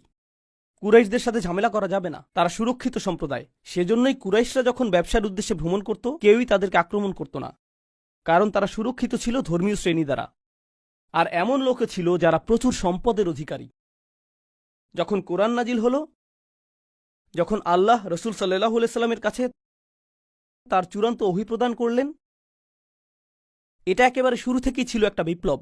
আল্লাহ আমাদেরকে শিক্ষা দিচ্ছেন যে তিনি ছাড়া আর কারও উপাসনা করা যাবে না, আর তিনি সকল মানুষকে সৃষ্টি করেছেন একজন মাত্র মানব থেকে, আদম আলাইহিস সালাম থেকে, যার অর্থ অভিজাত রক্ত এবং কৃষকের রক্ত, দাসের রক্ত এবং দাসের মালিকের রক্ত, ধনীর রক্ত এবং দরিদ্রের রক্ত, সবগুলো একমাত্র আদম আলাইহিস সালামের রক্ত। এতে কোনো পার্থক্য নেই। আর যখন তারা আল্লাহর উদ্দেশ্যে নামাজ পড়বে, সেখানে অভিজাতদের জন্য আলাদা কাতার থাকবে না। দ্বিতীয় কাতার ধর্মীয় অভিজাতদের জন্য, তারপর তৃতীয় কাতার অর্থশালী অভিজাতদের জন্য, আর তারপর দরিদ্র মানুষ পেছনের কাতারে থাকবে। এরকমটা হবে না। যখন মুসলিমরা নামাজের জন্য দাঁড়ায়, হামজা রাদিয়াল্লাহু তাআলা আনহুর মতো উচ্চ মর্যাদা সম্পন্ন ব্যক্তিরা যেই কাতারে দাঁড়াবে, সেখানে বিলাল রাদিয়াল্লাহু তাআলা আনহুর মতো দাসেরাও থাকবে। তারা সকলে একই কাতারে দাঁড়াবে। এটা শুধুমাত্র তাত্ত্বিকভাবেই সমতার কথা বলে না, বরং এটা বাস্তবেই প্রতীয়মান। প্রতিটি নামাজে যখন মুসলিমরা একসাথে দাঁড়ায়, এতে প্রদর্শিত হয় যে সকল মানুষ সমান। আপনি সকল ধরনের উপাধি ত্যাগ করেন। যদি কেউ অভিজাত হয়, যদি কেউ গবেষক হয়, যদি কেউ ব্যবসায়ী হয়, যদি কেউ মন্ত্রী হয়, সে যাই হোক, বাইরে সেই আভিজাত্যের জুতাগুলো তাকে খুলে ফেলতে হয়। তারা আল্লাহর ঘরে আসে, আর তখন তারা শুধুই আল্লাহর বান্দা। তারা সম্পূর্ণরূপে সমান, তাদের মধ্যে কোনো শ্রেণীবিন্যাস নেই। তবে কোরআনে অভিনব এক শ্রেণীবিন্যাসের কথা বলা হয়েছে। এরকম একটা বিষয় আসলেই রয়েছে যে কিছু মানুষ অন্যদের তুলনায় উত্তম। কিন্তু কোরআন কিভাবে এটাকে সংজ্ঞায়িত করেছে? ইন্না আক্রামাকুম ইনদাল্লাহি আতকাকুম। সবচেয়ে অভিজাত তারাই। এখানে অভিজাত শব্দটি খুবই গুরুত্বপূর্ণ, কারণ আরবরা যখন অভিজাত শব্দটি শুনতে পেল, তাদের মাথায় কি এসেছিল? এই তিন শ্রেণীর অভিজাতদের কথা তাদের মাথায় এসেছিল। এই তিন শ্রেণী যা আমি আপনাদেরকে বর্ণনা করেছি। আর আল্লাহ বলছেন, তোমাদের মধ্যে সবচেয়ে অভিজাত তারাই যারা আল্লাহকে সবচেয়ে বেশি ভয় করে, যারা আল্লাহর ব্যাপারে সবচেয়ে বেশি শঙ্কিত, যারা আল্লাহর ব্যাপারে সবচেয়ে বেশি সতর্ক। তো এখন কিভাবে আপনি নির্ধারণ করবেন যে কে উত্তম? যে মূলত আল্লাহর প্রতি সবচেয়ে অনুগত, ন্যায়ের প্রতি সবচেয়ে অনুগত, মূলনীতির প্রতি সবচেয়ে অনুগত, সত্য এবং সততার প্রতি সবচেয়ে অনুগত। যে ব্যক্তি বেশি দয়াশীল সেই উত্তম, যে ব্যক্তি বেশি সত্যবাদী সেই উত্তম, যে ব্যক্তি তার পরিবারের অধিকার আদায় করে সেই উত্তম। এতে কিছু যায় আসে না যে সেই ব্যক্তি কি মিলিয়নিয়ার নাকি বাস্তুহীন। এতে কিছু যায় আসে না যে সে কোন পরিবার থেকে এসেছে। এটা গুরুত্বপূর্ণ না, কারণ তাকওয়া ভিতরে থাকে, বাইরে না। তো বাইরে তারা কি পরিধান করেছে, বাইরের চামড়ার আবরণ, অর্জন, স্বীকৃতি, এই সকল বাহ্যিক জিনিস এই অর্থে আল্লাহর কাছে অপ্রাসঙ্গিক। এই সব কিছু আল্লাহর কাছে অপ্রাসঙ্গিক। আর অভিজাত লোকদের ব্যাপারে একটা বিষয় আপনারা জানেন, যে তারা সেবক রাখতে পছন্দ করে। তারা নিজেরা নিজেদের কাজ করতে পছন্দ করে না। কল্পনা করুন, একজন রাজা তুরি বাজালো, আর এক ব্যক্তি পানি নিয়ে আসছে, কেউ ফল নিয়ে আসলো, কেউ আবার পাখা দিয়ে বাতাস করছে, অথবা বাইরে একটা শব্দ শোনা গেল, সে বলল, প্রহরী যাও দেখে আসো। সে নিজে উঠে গিয়ে দেখে আসবে না, সে অন্য কাউকে দেখে আসতে বলবে, তাই না? আল্লাহ কোরআনে কি করেছেন? তিনি এই অভিজাতদের উদ্দেশ্যে কথা বলছেন। প্রসঙ্গক্রমে মক্কি যুগের বেশিরভাগ কোরআনের আয়াত যদি আপনি মনোযোগ দিয়ে পড়েন, কোরআনের প্রাথমিক নাজিলকৃত অংশটি অভিজাতদের উদ্দেশ্যে কথা বলছে। তাদের উদ্দেশ্যেই তিনি বলছেন, বিত্তশালীদের উদ্দেশ্যে বলছেন, প্রভাবশালীদের উদ্দেশ্যে বলছেন। যেমন আল্লাহ বিচার দিবসে বলবেন, তোমার নিরাপত্তারক্ষীদের কি হলো? তোমার নিরাপত্তারক্ষীদের কি হলো? তোমার সেবকরা কোথায়? তুমি একা কেন? আর বিচার দিবসে তাকে অপমানিত হতে হবে। আল্লাহ বলবেন, যুক ইন্নাকা আনতাল আজিজুল করিম, মা লাকুম মিন দুনিল্লাহি মিন ওয়ালি ওয়ালা নাসির। তাদের কোনো রক্ষাকারী অথবা সাহায্যকারী থাকবে না। যখন রাজা বিপদে পড়ে, সে গির্জার কাছে যায়। যখন গির্জা বিপদে পড়ে, তারা রাজার কাছে যায়। যখন উভয়ই বিপদে পড়ে, তখন তারা যায় বিত্তশালীর কাছে। তারা একে অপরের সহায়তা পায়। বিচার দিবস শুরু হলো, সে বলবে, আমার লোকজন কোথায়? কাকে আমি এখন কল করব? আমার তো কারো কাছে যাওয়ার জায়গা নেই। কোরআন ধ্বংস করেছিল এই শ্রেণীবিন্যাসের স্বীকৃতি। মানবজাতির সকলেই সমান, মানবজাতির সকলেই মর্যাদা পাবার যোগ্য। কেউ নিচু শ্রেণী নিয়ে জন্মায়নি, কেউ কম সম্মানের যোগ্য না কারণ তার অর্থ সীমিত, কেউ বেশি সম্মানের যোগ্য না কারণ তার প্রভাব বেশি। বিষয়টা এরকম না। কারণ সম্মান আসে তাকওয়া থেকে। সম্মান সম্পূর্ণ ভিন্ন স্থান থেকে আসে, সম্পূর্ণ ভিন্ন স্থান থেকে। আর এই ধারণাটিকে চমৎকার মনে হয়, কিন্তু এটা একই সাথে বিপজ্জনক ধারণা। এটা আসলেই বিপজ্জনক ধারণা। কারণ আপনি যদি এই ধারণাটি গ্রহণ করেন, তখন আপনি মানুষকে কিছু করতে বলবেন আর তারা সেটাকে প্রশ্নবিদ্ধ করবে না, এমনটা হবে না। কারণ যদি আমি আপনাকে কিছু করতে বলি, সেক্ষেত্রে আমাকে প্রশ্ন করার অধিকার আপনার রয়েছে। আপনি এটা কোথা থেকে পেয়েছেন? আপনার যুক্তি প্রমাণ কি? হাতু বুরহানাকুম ইন কুনতুম সাদিকিন। আপনার যুক্তি প্রমাণ হাজির করুন। কিন্তু আপনি যদি গির্জা অথবা ধর্মীয় অভিজাত সম্প্রদায় হয়ে থাকেন, তখন আপনি আল্লাহর পক্ষ থেকে কথা বলেন। আপনাকে কখনোই প্রশ্ন করা যায় না। কেউ আপনাকে প্রশ্ন করতে পারে না, কারণ আপনাকে প্রশ্ন করা স্বয়ং সৃষ্টিকর্তাকে প্রশ্ন করারই শামিল। প্রশ্ন করলে তো ভাবমূর্তি ধ্বংস হয়ে যাবে।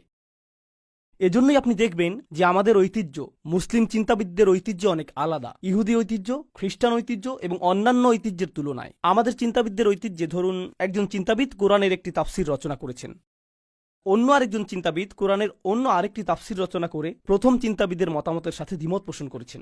তিনি এমনটা লিখেছেন, আর এই কারণে আমি তার সাথে দ্বিমত পোষণ করি। তখন কেউ এটা দেখে এই কথা বলে না যে দেখো এটা তো কুফর, কিভাবে সে এই চিন্তাবিদের সাথে দ্বিমত পোষণ করছে। না, এখানে কেউই যাজক না, এখানে কেউই অতি পবিত্র না। ওনারা সকলেই মানুষ যারা সর্বোচ্চ চেষ্টা করেছেন আল্লাহর বাণীকে উপলব্ধি করার। তারা একে অপরের সাথে মতবিরোধ করতে পারেন, বিতর্ক করতে পারেন, আর এটাই আসলে আমাদের ধর্মের শক্তিমাত্রা।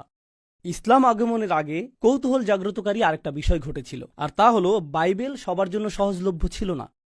আপনি বাইবেল হাতে নিয়ে পড়া শুরু করতে পারতেন না। আপনাকে যথাযথ কর্তৃপক্ষের কাছে যেতে হতো, তারাই আপনাকে বলবেন যে এটা কি বলছে। তাওরাত এবং বাইবেল গ্রন্থ আকারে মানুষের কাছে ছিল না।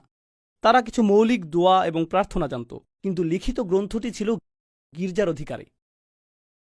লিখিত গ্রন্থটি ইহুদি রাবাইদের অধিকারে ছিল।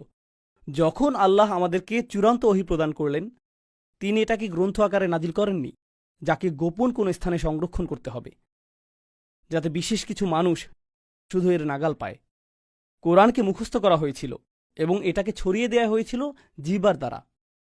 যে কোনো কানই এটা শুনতে পারত। এটা সংরক্ষিত কোনো তথ্য না, প্রত্যেকের জন্য এটা অবারিত। আর শুধুমাত্র এটুকুই একটা বিপ্লব ছিল। শিক্ষা প্রত্যেকেরই নাগালের মধ্যে, আল্লাহর বাণী প্রত্যেকেরই নাগালের মধ্যে। প্রত্যেকেরই আল্লাহর বাণী নিয়ে চিন্তা করা উচিত। এরপর তাদের যেতে হবে এমন ব্যক্তিদের কাছে যারা আরও বেশি জানে, এবং শিখতে হবে। এটার অর্থ কি? তাদেরকে হতে হবে অনুসন্ধিৎসু, তাদেরকে হতে হবে চিন্তাশীল, বিশ্বাসী। তারা এজন্য বিশ্বাসী না যে কেউ তাদেরকে বিশ্বাসী হতে বলেছে, তাদেরকে নিজে থেকেই বিশ্বাসী হতে হবে। আলা বাসীরহ। এটা ছিল তাৎপর্যপূর্ণ একটা বিপ্লব। এটা আসলে ইসলামী বিপ্লব। এটা নিয়েই রাসূল সাল্লাল্লাহু আলাইহি ওয়াসাল্লাম এসেছিলেন। আমি এগুলো আপনাদেরকে বলছি কারণ আমরা ইতিহাসের নির্দিষ্ট একটি সময়ে বাস করছি। ১৫০০ বছর হয়ে গিয়েছে রাসূল সাল্লাল্লাহু আলাইহি ওয়াসাল্লামের আগমনের পর। প্রায় ১৫০০ বছর পার হয়ে গিয়েছে। তো এটা দীর্ঘ একটা সময়। তলা আলাইহিমুল আমাদ, এভাবে কোরআন আমাদের পূর্ববর্তীদের বর্ণনা করেছে। তাদের উপর দীর্ঘ সময় পার হয়ে গিয়েছে। সময়ের সাথে সাথে যা ঘটে তা হলো আমরা কিছু জিনিসের কথা ভুলে যাই যা প্রথমে উপস্থিত ছিল। আমরা শুধুমাত্র একটা সংস্কৃতিতে পরিণত হই, ঠিক যেভাবে অন্য সকল ধর্ম সংস্কৃতিতে পরিণত হয়েছে। আমরা মুসলিম পরিবারে জন্মেছি, আমরা মুসলিম সমাজের মাঝে জন্মেছি, সব কিছু ছকবাঁধা নিয়মে চলবে, এতে আমরা অভ্যস্ত হয়ে পড়েছি। আমরা কখনো প্রশ্ন তুলি না, আমরা কখনো অনুসন্ধান করি না, আর আমরা ইসলাম পালন করি কারণ আমাদের পরিবেশ ইসলামিক। দয়া করে মনোযোগ দিয়ে কথাটি শুনুন। আমরা ইসলাম গ্রহণ করেছি কারণ আমরা আমাদের পরিবারে অথবা সমাজে ইসলামিক পরিবেশ পেয়েছি। তো আমাদের ইসলাম ভিতর থেকে আসেনি, এটা এসেছে পরিবেশ থেকে যা থাকে বাইরে। কিন্তু এখন সময় পরিবর্তিত হয়েছে। যদি আপনি ত্রিনিদাদে বাস করেন, টেক্সাসে বাস করেন, লাহোরে বাস করেন অথবা ঢাকায় বসবাস করেন, কিছু যায় আসে না পৃথিবীর কোথায় আপনি বসবাস করছেন।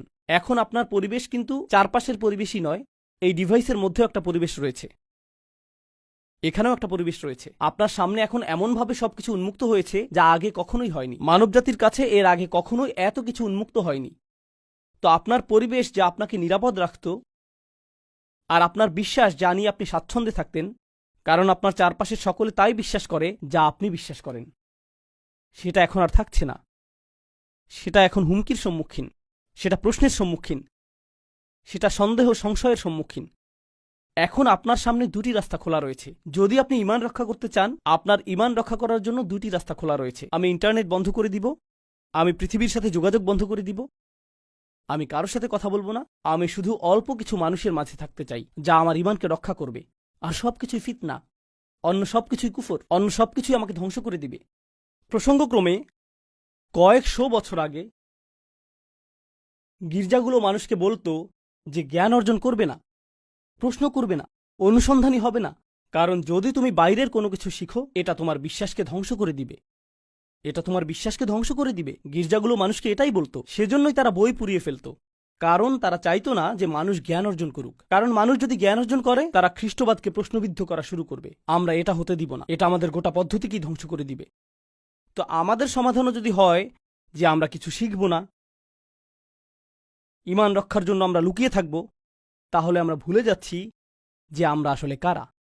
আল্লাহ আমাদেরকে এই ধর্ম এই জন্য দেননি যে আমরা পরিবেশ থেকে লুকিয়ে থাকব। আল্লাহ আমাদেরকে এই ধর্ম দিয়েছেন পরিবেশকে পরিবর্তন করার জন্য। এজন্যই আসলে তিনি এই ধর্ম প্রদান করেছেন।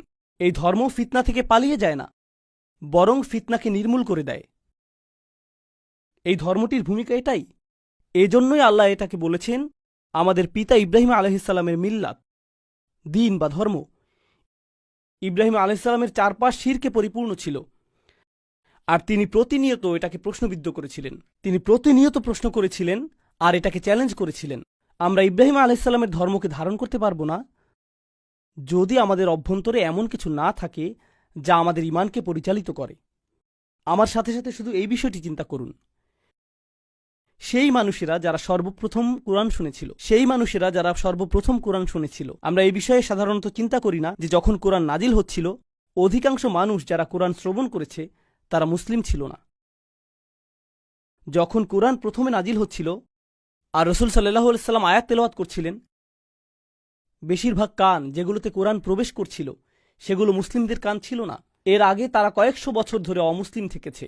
কোরআনের প্রতিটি আয়াত তাদের সংস্কৃতিকে প্রশ্নবিদ্ধ করেছে, এটা তাদের পরিবার প্রথাকে প্রশ্নবিদ্ধ করেছে, এটা তাদের পরিবেশকে প্রশ্নবিদ্ধ করেছে, এটা তাদের জীবন পদ্ধতিকে প্রশ্নবিদ্ধ করেছে, এটা সব কিছুকে প্রশ্নবিদ্ধ করেছে। কেন তারা পরিবার ত্যাগ করবে, সংস্কৃতি ত্যাগ করবে, স্বাধীনতা ত্যাগ করবে, সব কিছু ত্যাগ করে এই বাণী কেন গ্রহণ করবে? এটা আসলে কি? আল্লাহর বাণীটিতে শক্তিশালী কিছু ব্যাপার রয়েছে। আল্লাহর বাণীতে অতি প্রাকৃতিক অলৌকিক কিছু ব্যাপার রয়েছে। কল্পনা করুন, ইসলামের আগমনের পূর্বে তারা যা ইচ্ছা খেতে পারত, তারা যা খুশি তা করতে পারত, তারা যাকে ইচ্ছা হত্যা করতে পারত, তারা যেভাবে ইচ্ছা সেভাবে ব্যবহার করত, তারা যা ইচ্ছা তাই বলতে পারত। এরপর ইসলাম আসলো এবং সীমাবদ্ধতা আরোপ করলো। তারা কি খেতে পারবে, কাকে তারা বিবাহ করতে পারবে, তাদের আচরণ কেমন হবে, কিভাবে তারা ব্যবসা করবে। কেন আমি এই সকল সীমাবদ্ধতা মেনে নিচ্ছি? আমি তো এর আগে স্বাধীন ছিলাম, কেন আমি এর অনুসরণ করছি? এটা অতিরিক্ত কঠোর। প্রসঙ্গক্রমে আপনি এখন মুসলিম তরুণদের কাছ থেকে এই একই রকমের প্রশ্ন শুনবেন। মুসলিমরা বলে ইসলাম অনেক বেশি কঠোর, এটা অনেক বেশি সীমাবদ্ধকারী। আর আমি বলি আপনার এই প্রশ্ন নতুন না। প্রকৃতপক্ষে মুশরিকরা এই প্রশ্নটি কয়েক হাজার বছর আগে তুলেছিল। 1500 বছর আগে যখন কোরআন প্রথম নাজিল হয়, কেন আমি ধর্মটি গ্রহণ করব যা আমার উপর সীমাবদ্ধতা চাপিয়ে দেয়, যেখানে আমি এটা ছাড়া মুক্ত থাকতে পারি?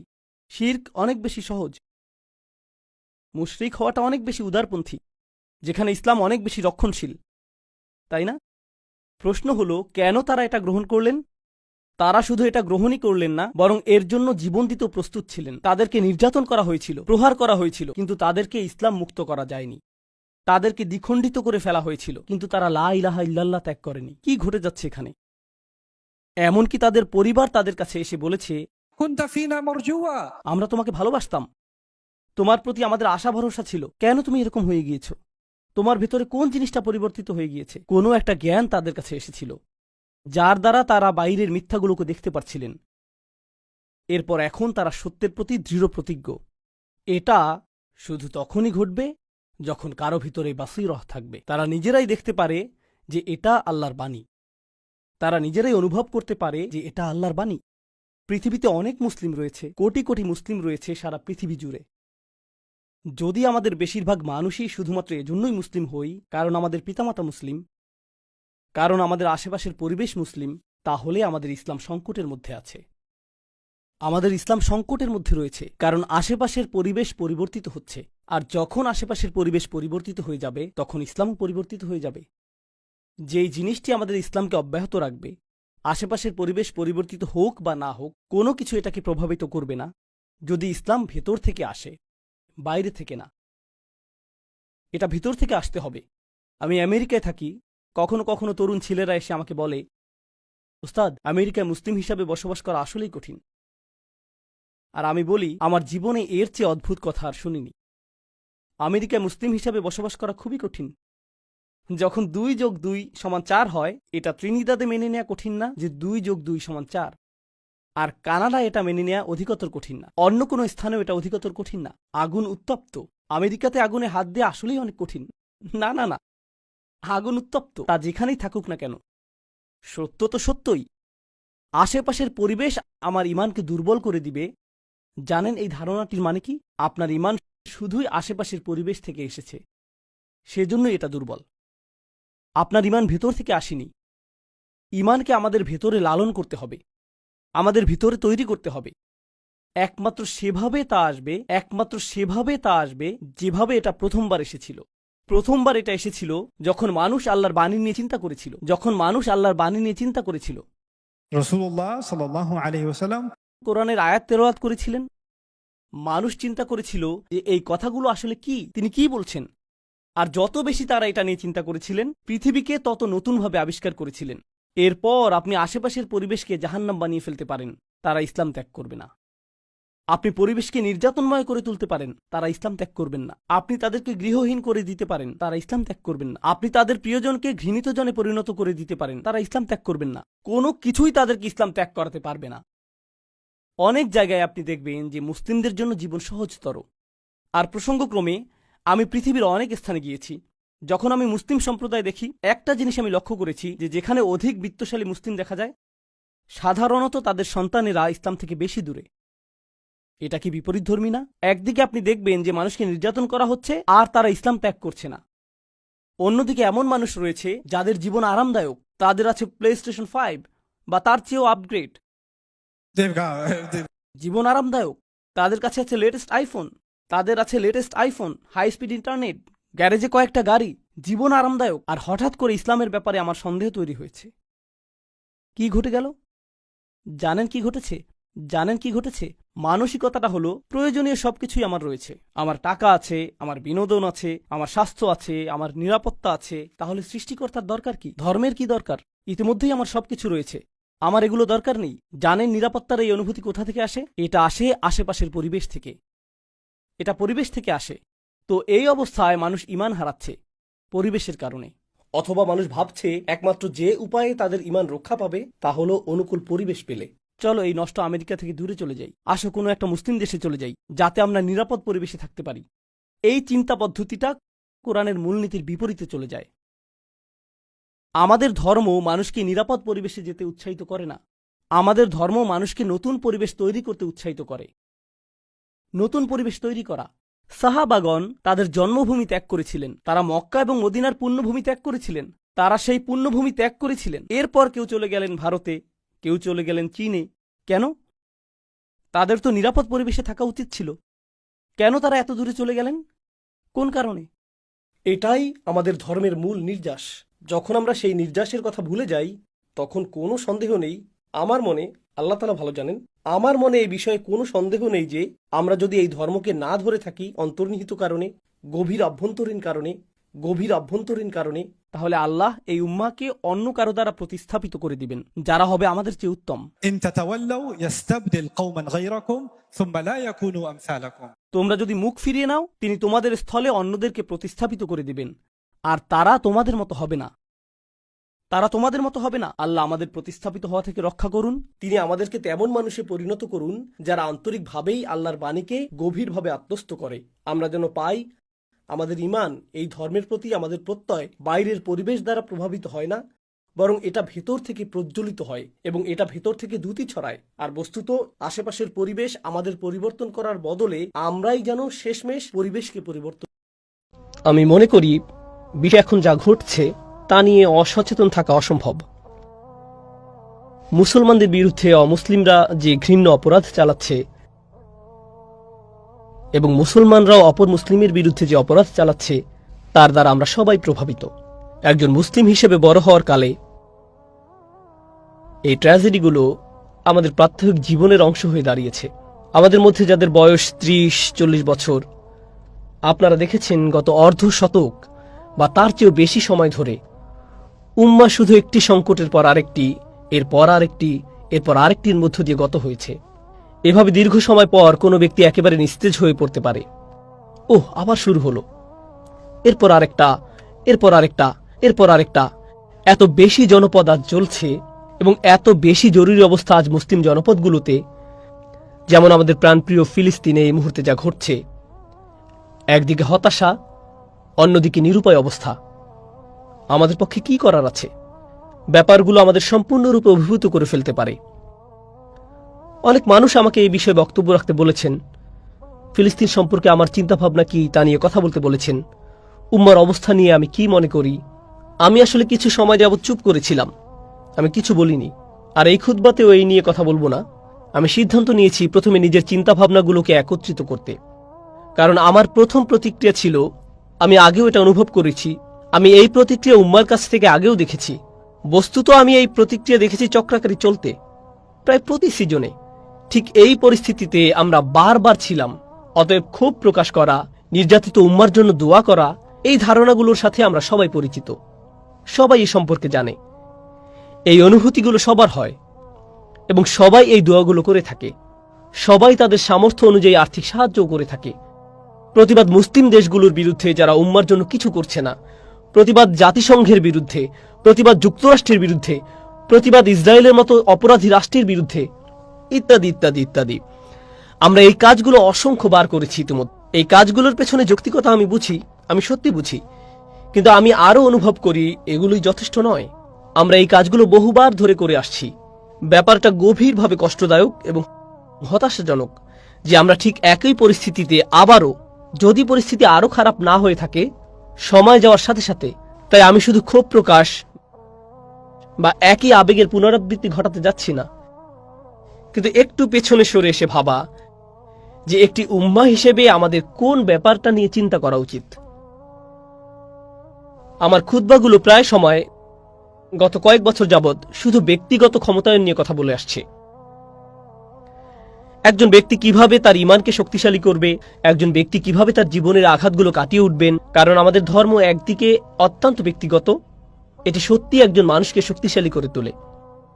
এটি আপনার ঈমান নিয়ে, আপনার গল্প নিয়ে, আপনার জীবন নিয়ে, আল্লাহর সাথে আপনার সাক্ষাৎ নিয়ে, আল্লাহর বইয়ের সাথে আপনার সম্পর্ক নিয়ে, আল্লাহ রসুলের সাথে আপনার সম্পর্ক নিয়ে সাল্লাল্লাহু আলাইহি সাল্লাম।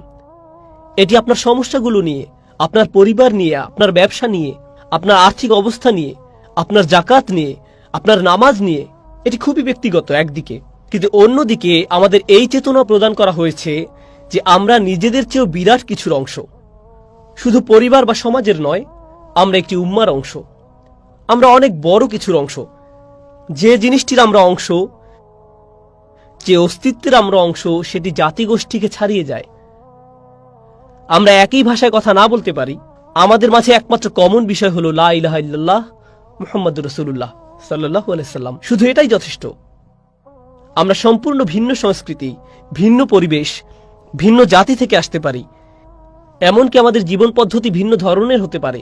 সাংস্কৃতিক দিক থেকে আমরা একে অন্যের থেকে সম্পূর্ণ আলাদা হতে পারি, কিন্তু আমাদের মাঝে রয়েছে একটি দৃঢ় বন্ধন। আল্লাহর বই আমাদের সবাইকে একই বন্ধনে আবদ্ধ করে। তাহলে উম্মার একটি চেতনা আমাদের মাঝে রয়েছে। ঠিক এই কারণেই আমরা সামষ্টিকভাবে ব্যথা অনুভব করি উইঘুর মুসলমানদের অবস্থা দেখে।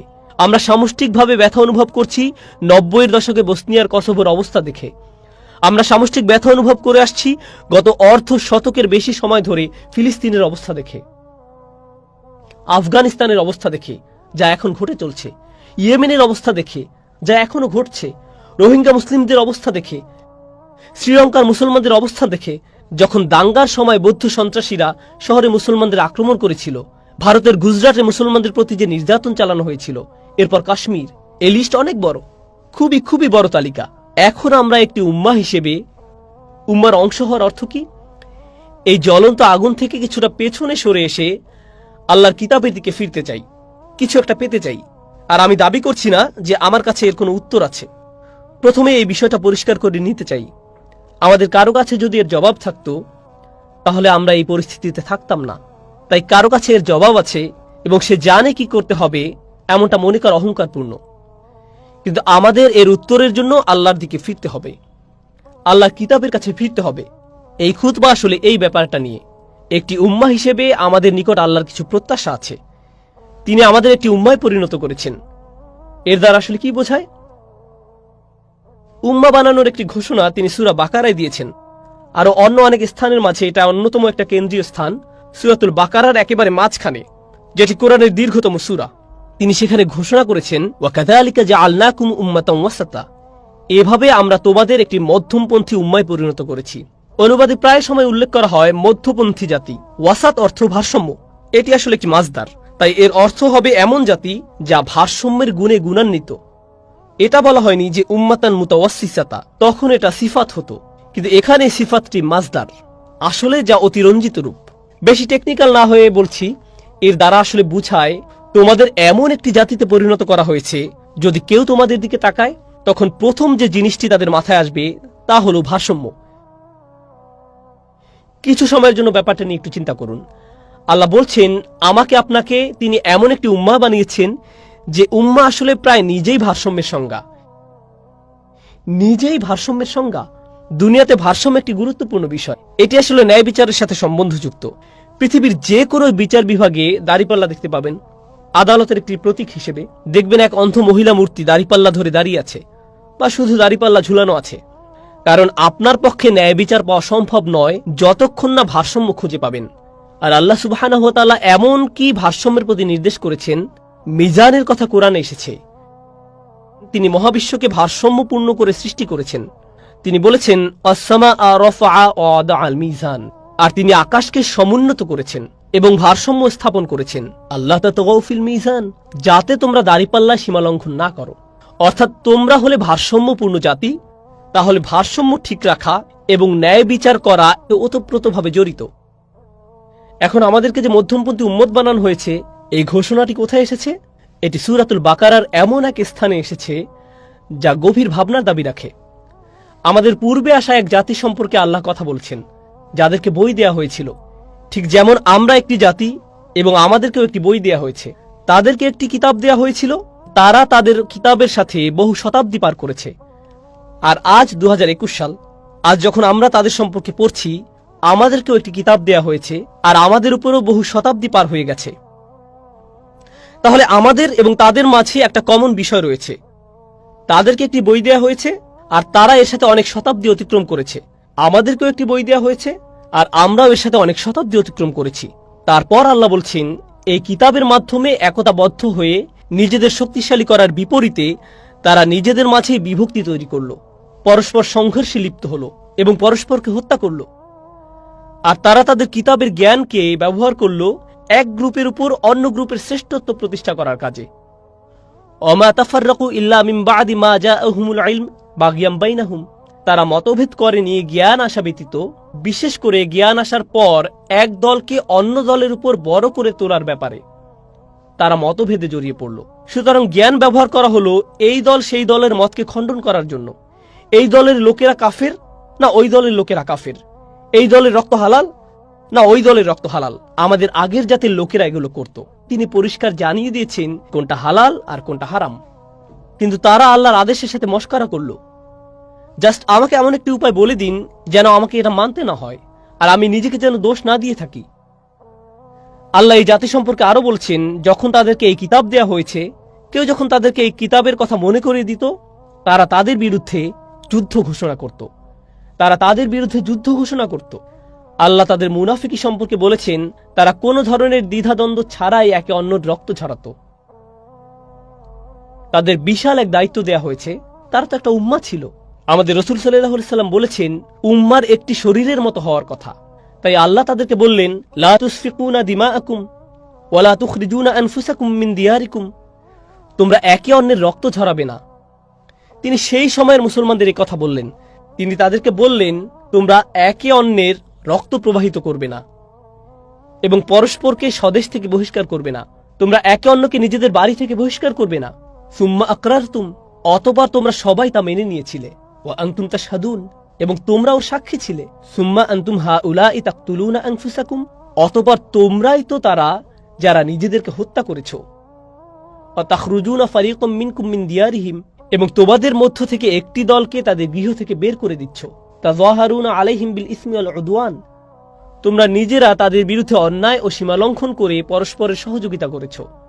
অর্থাৎ তোমরা মুসলমানরা, মানে সেই সময়ের ইসরায়েলিরা, আক্রমণাত্মক পদক্ষেপ নিচ্ছ অন্য মুসলমানদের বিরুদ্ধে, সেই সময়ের আরেক ইসরায়েলিদের বিরুদ্ধে।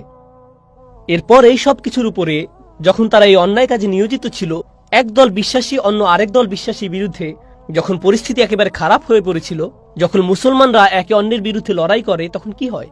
আগের দিনে যখন ইসরায়েলিরা পরস্পর যুদ্ধে লিপ্ত হয়েছিল, তাদের সাম্রাজ্য দুর্বল হয়ে পড়েছিল। তখন বাইরের জাতির লোকেরা তাদের উপর আক্রমণ চালিয়েছিল, কারণ তাদের শক্তি ক্ষয় হয়ে গিয়েছিল পারস্পরিক যুদ্ধে। আর যখনই কোনো জাতি দুর্বল হয়ে পড়ে, তখন অন্য জাতি এর সুযোগ গ্রহণ করে। এমনটাই ঘটে।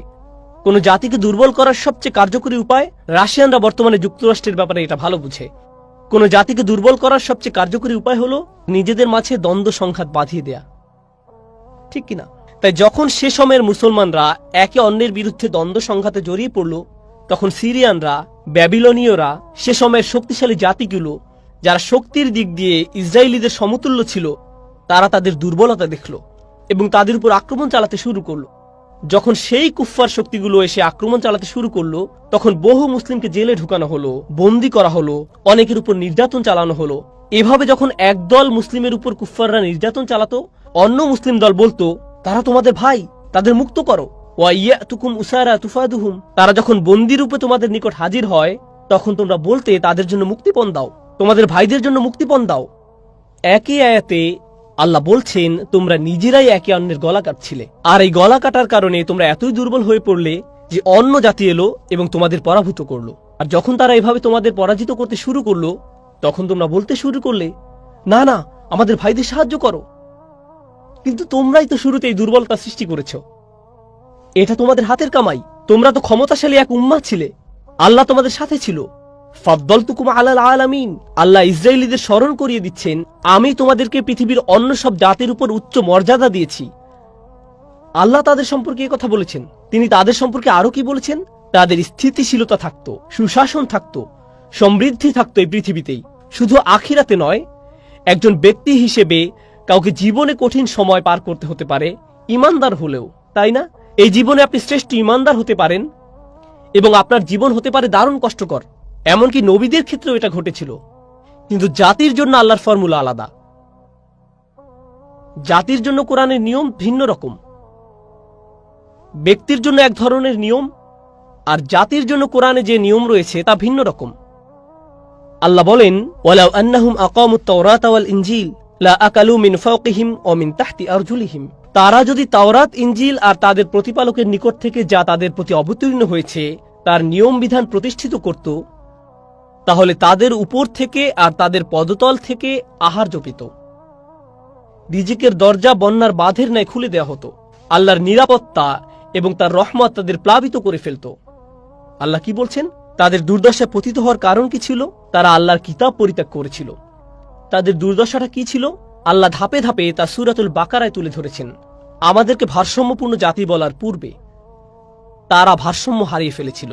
প্রথমত, তারা নিজেদের মধ্যে দ্বন্দ্ব সংঘাতে জড়িয়ে পড়েছিল। নিজেদের মধ্যে এত বেশি সংঘাত হয় যে তারা দুর্বল এবং নগণ্য হয়ে পড়েছিল। আর যখন এভাবে তারা যথেষ্ট দুর্বল এবং নগণ্য হয়ে পড়ল, তারা শত্রুর সহজ শিকারে পরিণত হলো। আল্লাহ বলছেন, এখন তোমাদের কারো কারো তোমাদের বন্দীদের জন্য খারাপ লাগা শুরু করলো। এটা আমাদের ইতিহাস নয়, এটা বনী ইসরায়েলের ইতিহাস। যাদের সম্পর্কে আল্লাহ বলছেন তাদেরকে আল্লাহ একটি সম্মানিত উম্মায় পরিণত করেছিলেন এবং তাদেরকে অন্যদের উপরে উচ্চ মর্যাদা দিয়েছিলেন, কিন্তু তারা এটা নষ্ট করে ফেলেছিল। তাদের সে মর্যাদা আর অবশিষ্ট নেই। এখন আল্লাহ সিদ্ধান্ত নিলেন শুধু সম্মান প্রদর্শন নয় আপনাকে এবং আমাকে, তিনি আমাদের পরীক্ষা করবেন সেই একই মর্যাদা দিয়ে। কেন সূরার অর্ধেক অংশে তাদের ব্যর্থতার কথা আলোচনা করা হয়েছে এবং এরপর আমাদের উদ্দেশ্য করে বলা হয়েছে, আমি তোমাদেরকে একটি ভারসাম্যপূর্ণ জাতি হিসেবে সৃষ্টি করেছি। তার কারণ হলো, তাদের মতো বিশৃঙ্খলা সৃষ্টি করো না। তোমাদের অবস্থা যেন তাদের মতো না হয়, কারণ ওয়ালান তাজিদা লিসুন্নাতিল্লাহি তাবদীলা, আর তুমি আল্লাহর রীতিতে কখনোই কোনো পরিবর্তন পাবে না। আল্লাহর ফর্মুলা একই। আল্লাহ এই দুনিয়ায় একটি রীতি সৃষ্টি করেছেন। যখন মাটিতে কোনো বীজ বুনবেন এবং এর উপর পানি দিবেন, ভালো মাটি দিবেন, সূর্যের আলোর ব্যবস্থা করে দিবেন, তখন একটি চারা গাছের জন্ম নিবে। এটাই আল্লাহর সুন্নাহ। মাটি গাছের জন্ম দেয়নি, পানি গাছের জন্ম দেয়নি, সূর্য গাছের জন্ম দেয়নি। কিন্তু আপনি যদি এই প্রক্রিয়া অনুসরণ করেন, তাহলে আল্লাহর সুন্নাহ হলো তিনি একটি গাছকে জন্ম নেওয়ার অনুমতি দিবেন। কিন্তু যদি পানি না দেন, যদি ভালো বীজ না বুনেন, চারা গাছটির মৃত্যু হবে। এটাও আল্লাহর সুন্নাহ। আল্লাহ এভাবে এই দুনিয়ায় হুকুম বাস্তবায়ন করে থাকেন। এটা হলো একটি গাছ বড় করার সুন্নাহ। কিন্তু বিশ্বাসী একটি জাতির উত্থান, পতন, শক্তিমত্তা, দুর্বলতা কখন দেখা দিবে, তার জন্যও আল্লাহর একটি সুন্নাহ বর্তমান আছে। আমাদের পক্ষে এমনটি চিন্তা করা অসম্ভব যে আমাদের ব্যাপারটা ব্যতিক্রম এবং আমাদের পূর্বের জাতির ক্ষেত্রে যা হয়েছিল আমাদের ক্ষেত্রে তা হবে না, কারণ আমরা স্পেশাল, কারণ আমরা বিশেষ অনুগ্রহপ্রাপ্ত। আমি আমার বক্তব্য দ্বারা এই মুহূর্তে যারা ভোগান্তির শিকার হচ্ছেন, কোনোভাবেই তাদের কষ্টকে ছোট করে দেখছি না এবং কোনোভাবেই তাদের দোষ দিচ্ছি না যে আল্লাহ তাদের এই পরীক্ষা ফেলেছেন কারণ তারা বনী ইসরায়েলদের মতো হয়ে গেছে। আমি যা বলতে চাচ্ছি তার উল্টো বুঝবেন না। আমরা একটি উম্মাহ হিসেবে আমাদের আচরণ, আমাদের চারিত্রিক বৈশিষ্ট্য, আমরা যেভাবে আচরণ করি, আমরা যেভাবে নিজেদের দেখি, যদি আয়নায় ভালো করে তাকান, শুধু নিজের প্রতি নয়, একটি জাতি হিসেবে নিজেদের প্রতি, এবং আল্লাহ ইসরায়েলীদের যে ব্যাপারগুলোর সমালোচনা করেছেন, তিনি তাদের কোন কোন ব্যাপারগুলোর সমালোচনা করেছেন যা তাদের থেকে পছন্দনীয় জাতির মর্যাদা দুর্বৃত করে দিয়েছিল। যদি সৎ দৃষ্টিতে তাকাই, তাহলে আমার আপনার জন্য দুই জাতির মধ্যে একই সাদৃশ্য দেখতে না পাওয়া বড়ই কঠিন হবে, খুবই কঠিন হবে, বিশাল চ্যালেঞ্জের ব্যাপার হবে। তাই যখন তিনি বলছেন ওয়াকাযালিকা জাআলনাকুম উম্মাতান ওয়াসাতা, এরপর তিনি কি বলছেন? লিতাকুনু শুহাদা আলান নাস, যাতে তোমরা মানুষের উপর সাক্ষী হও। ভারসাম্যপূর্ণ জাতির তো এমন হওয়ার কথা, তারা আল্লাহর কিতাবের সাথে অবজ্ঞাপূর্ণ আচরণ করে না, তারা ন্যায়পরায়ণতার গুণে গুণান্বিত, তারা ঐক্যবদ্ধ জাতি, তাদের একের জন্য অন্যের রয়েছে চিরন্তন ভালোবাসা। শুধু তখন নয় যখন মানুষের শরীর থেকে রক্ত ঝরে, শুধু তখন নয় যখন তারা নির্যাতিত হয়, কারণ এটা মুনাফিকি, এটা আসলেই মুনাফিকি সুলভ আচরণ। ওহ, আমাদের ভাইদের শরীর থেকে রক্ত ঝরছে ফিলিস্তিনে। যখন মসজিদে ছিলেন, আপনি এসেছেন বাংলাদেশ থেকে, কেউ একজন মালয়েশিয়া থেকে, কেউ একজন চীন থেকে, কেউ একজন সেনেগাল থেকে, কেউ একজন ফিলিস্তিন থেকে, একজন সৌদি থেকে, একজন পাকিস্তান থেকে, কেউ একজন হয়তো ভারত থেকে, আর আপনারা তখন কে ইমাম হবে সেটা নিয়ে ঝগড়া করছিলেন। তখন উম্মার জন্য ভালোবাসা কোথায় ছিল? আপনার জাতীয়তা কি মুখ্য হয়ে দেখা দেয় না অন্য সব কিছুতে? আপনার পক্ষপাতিত্বকে অন্য সব কিছুতে মুখ্য হয়ে দেখা দেয় না?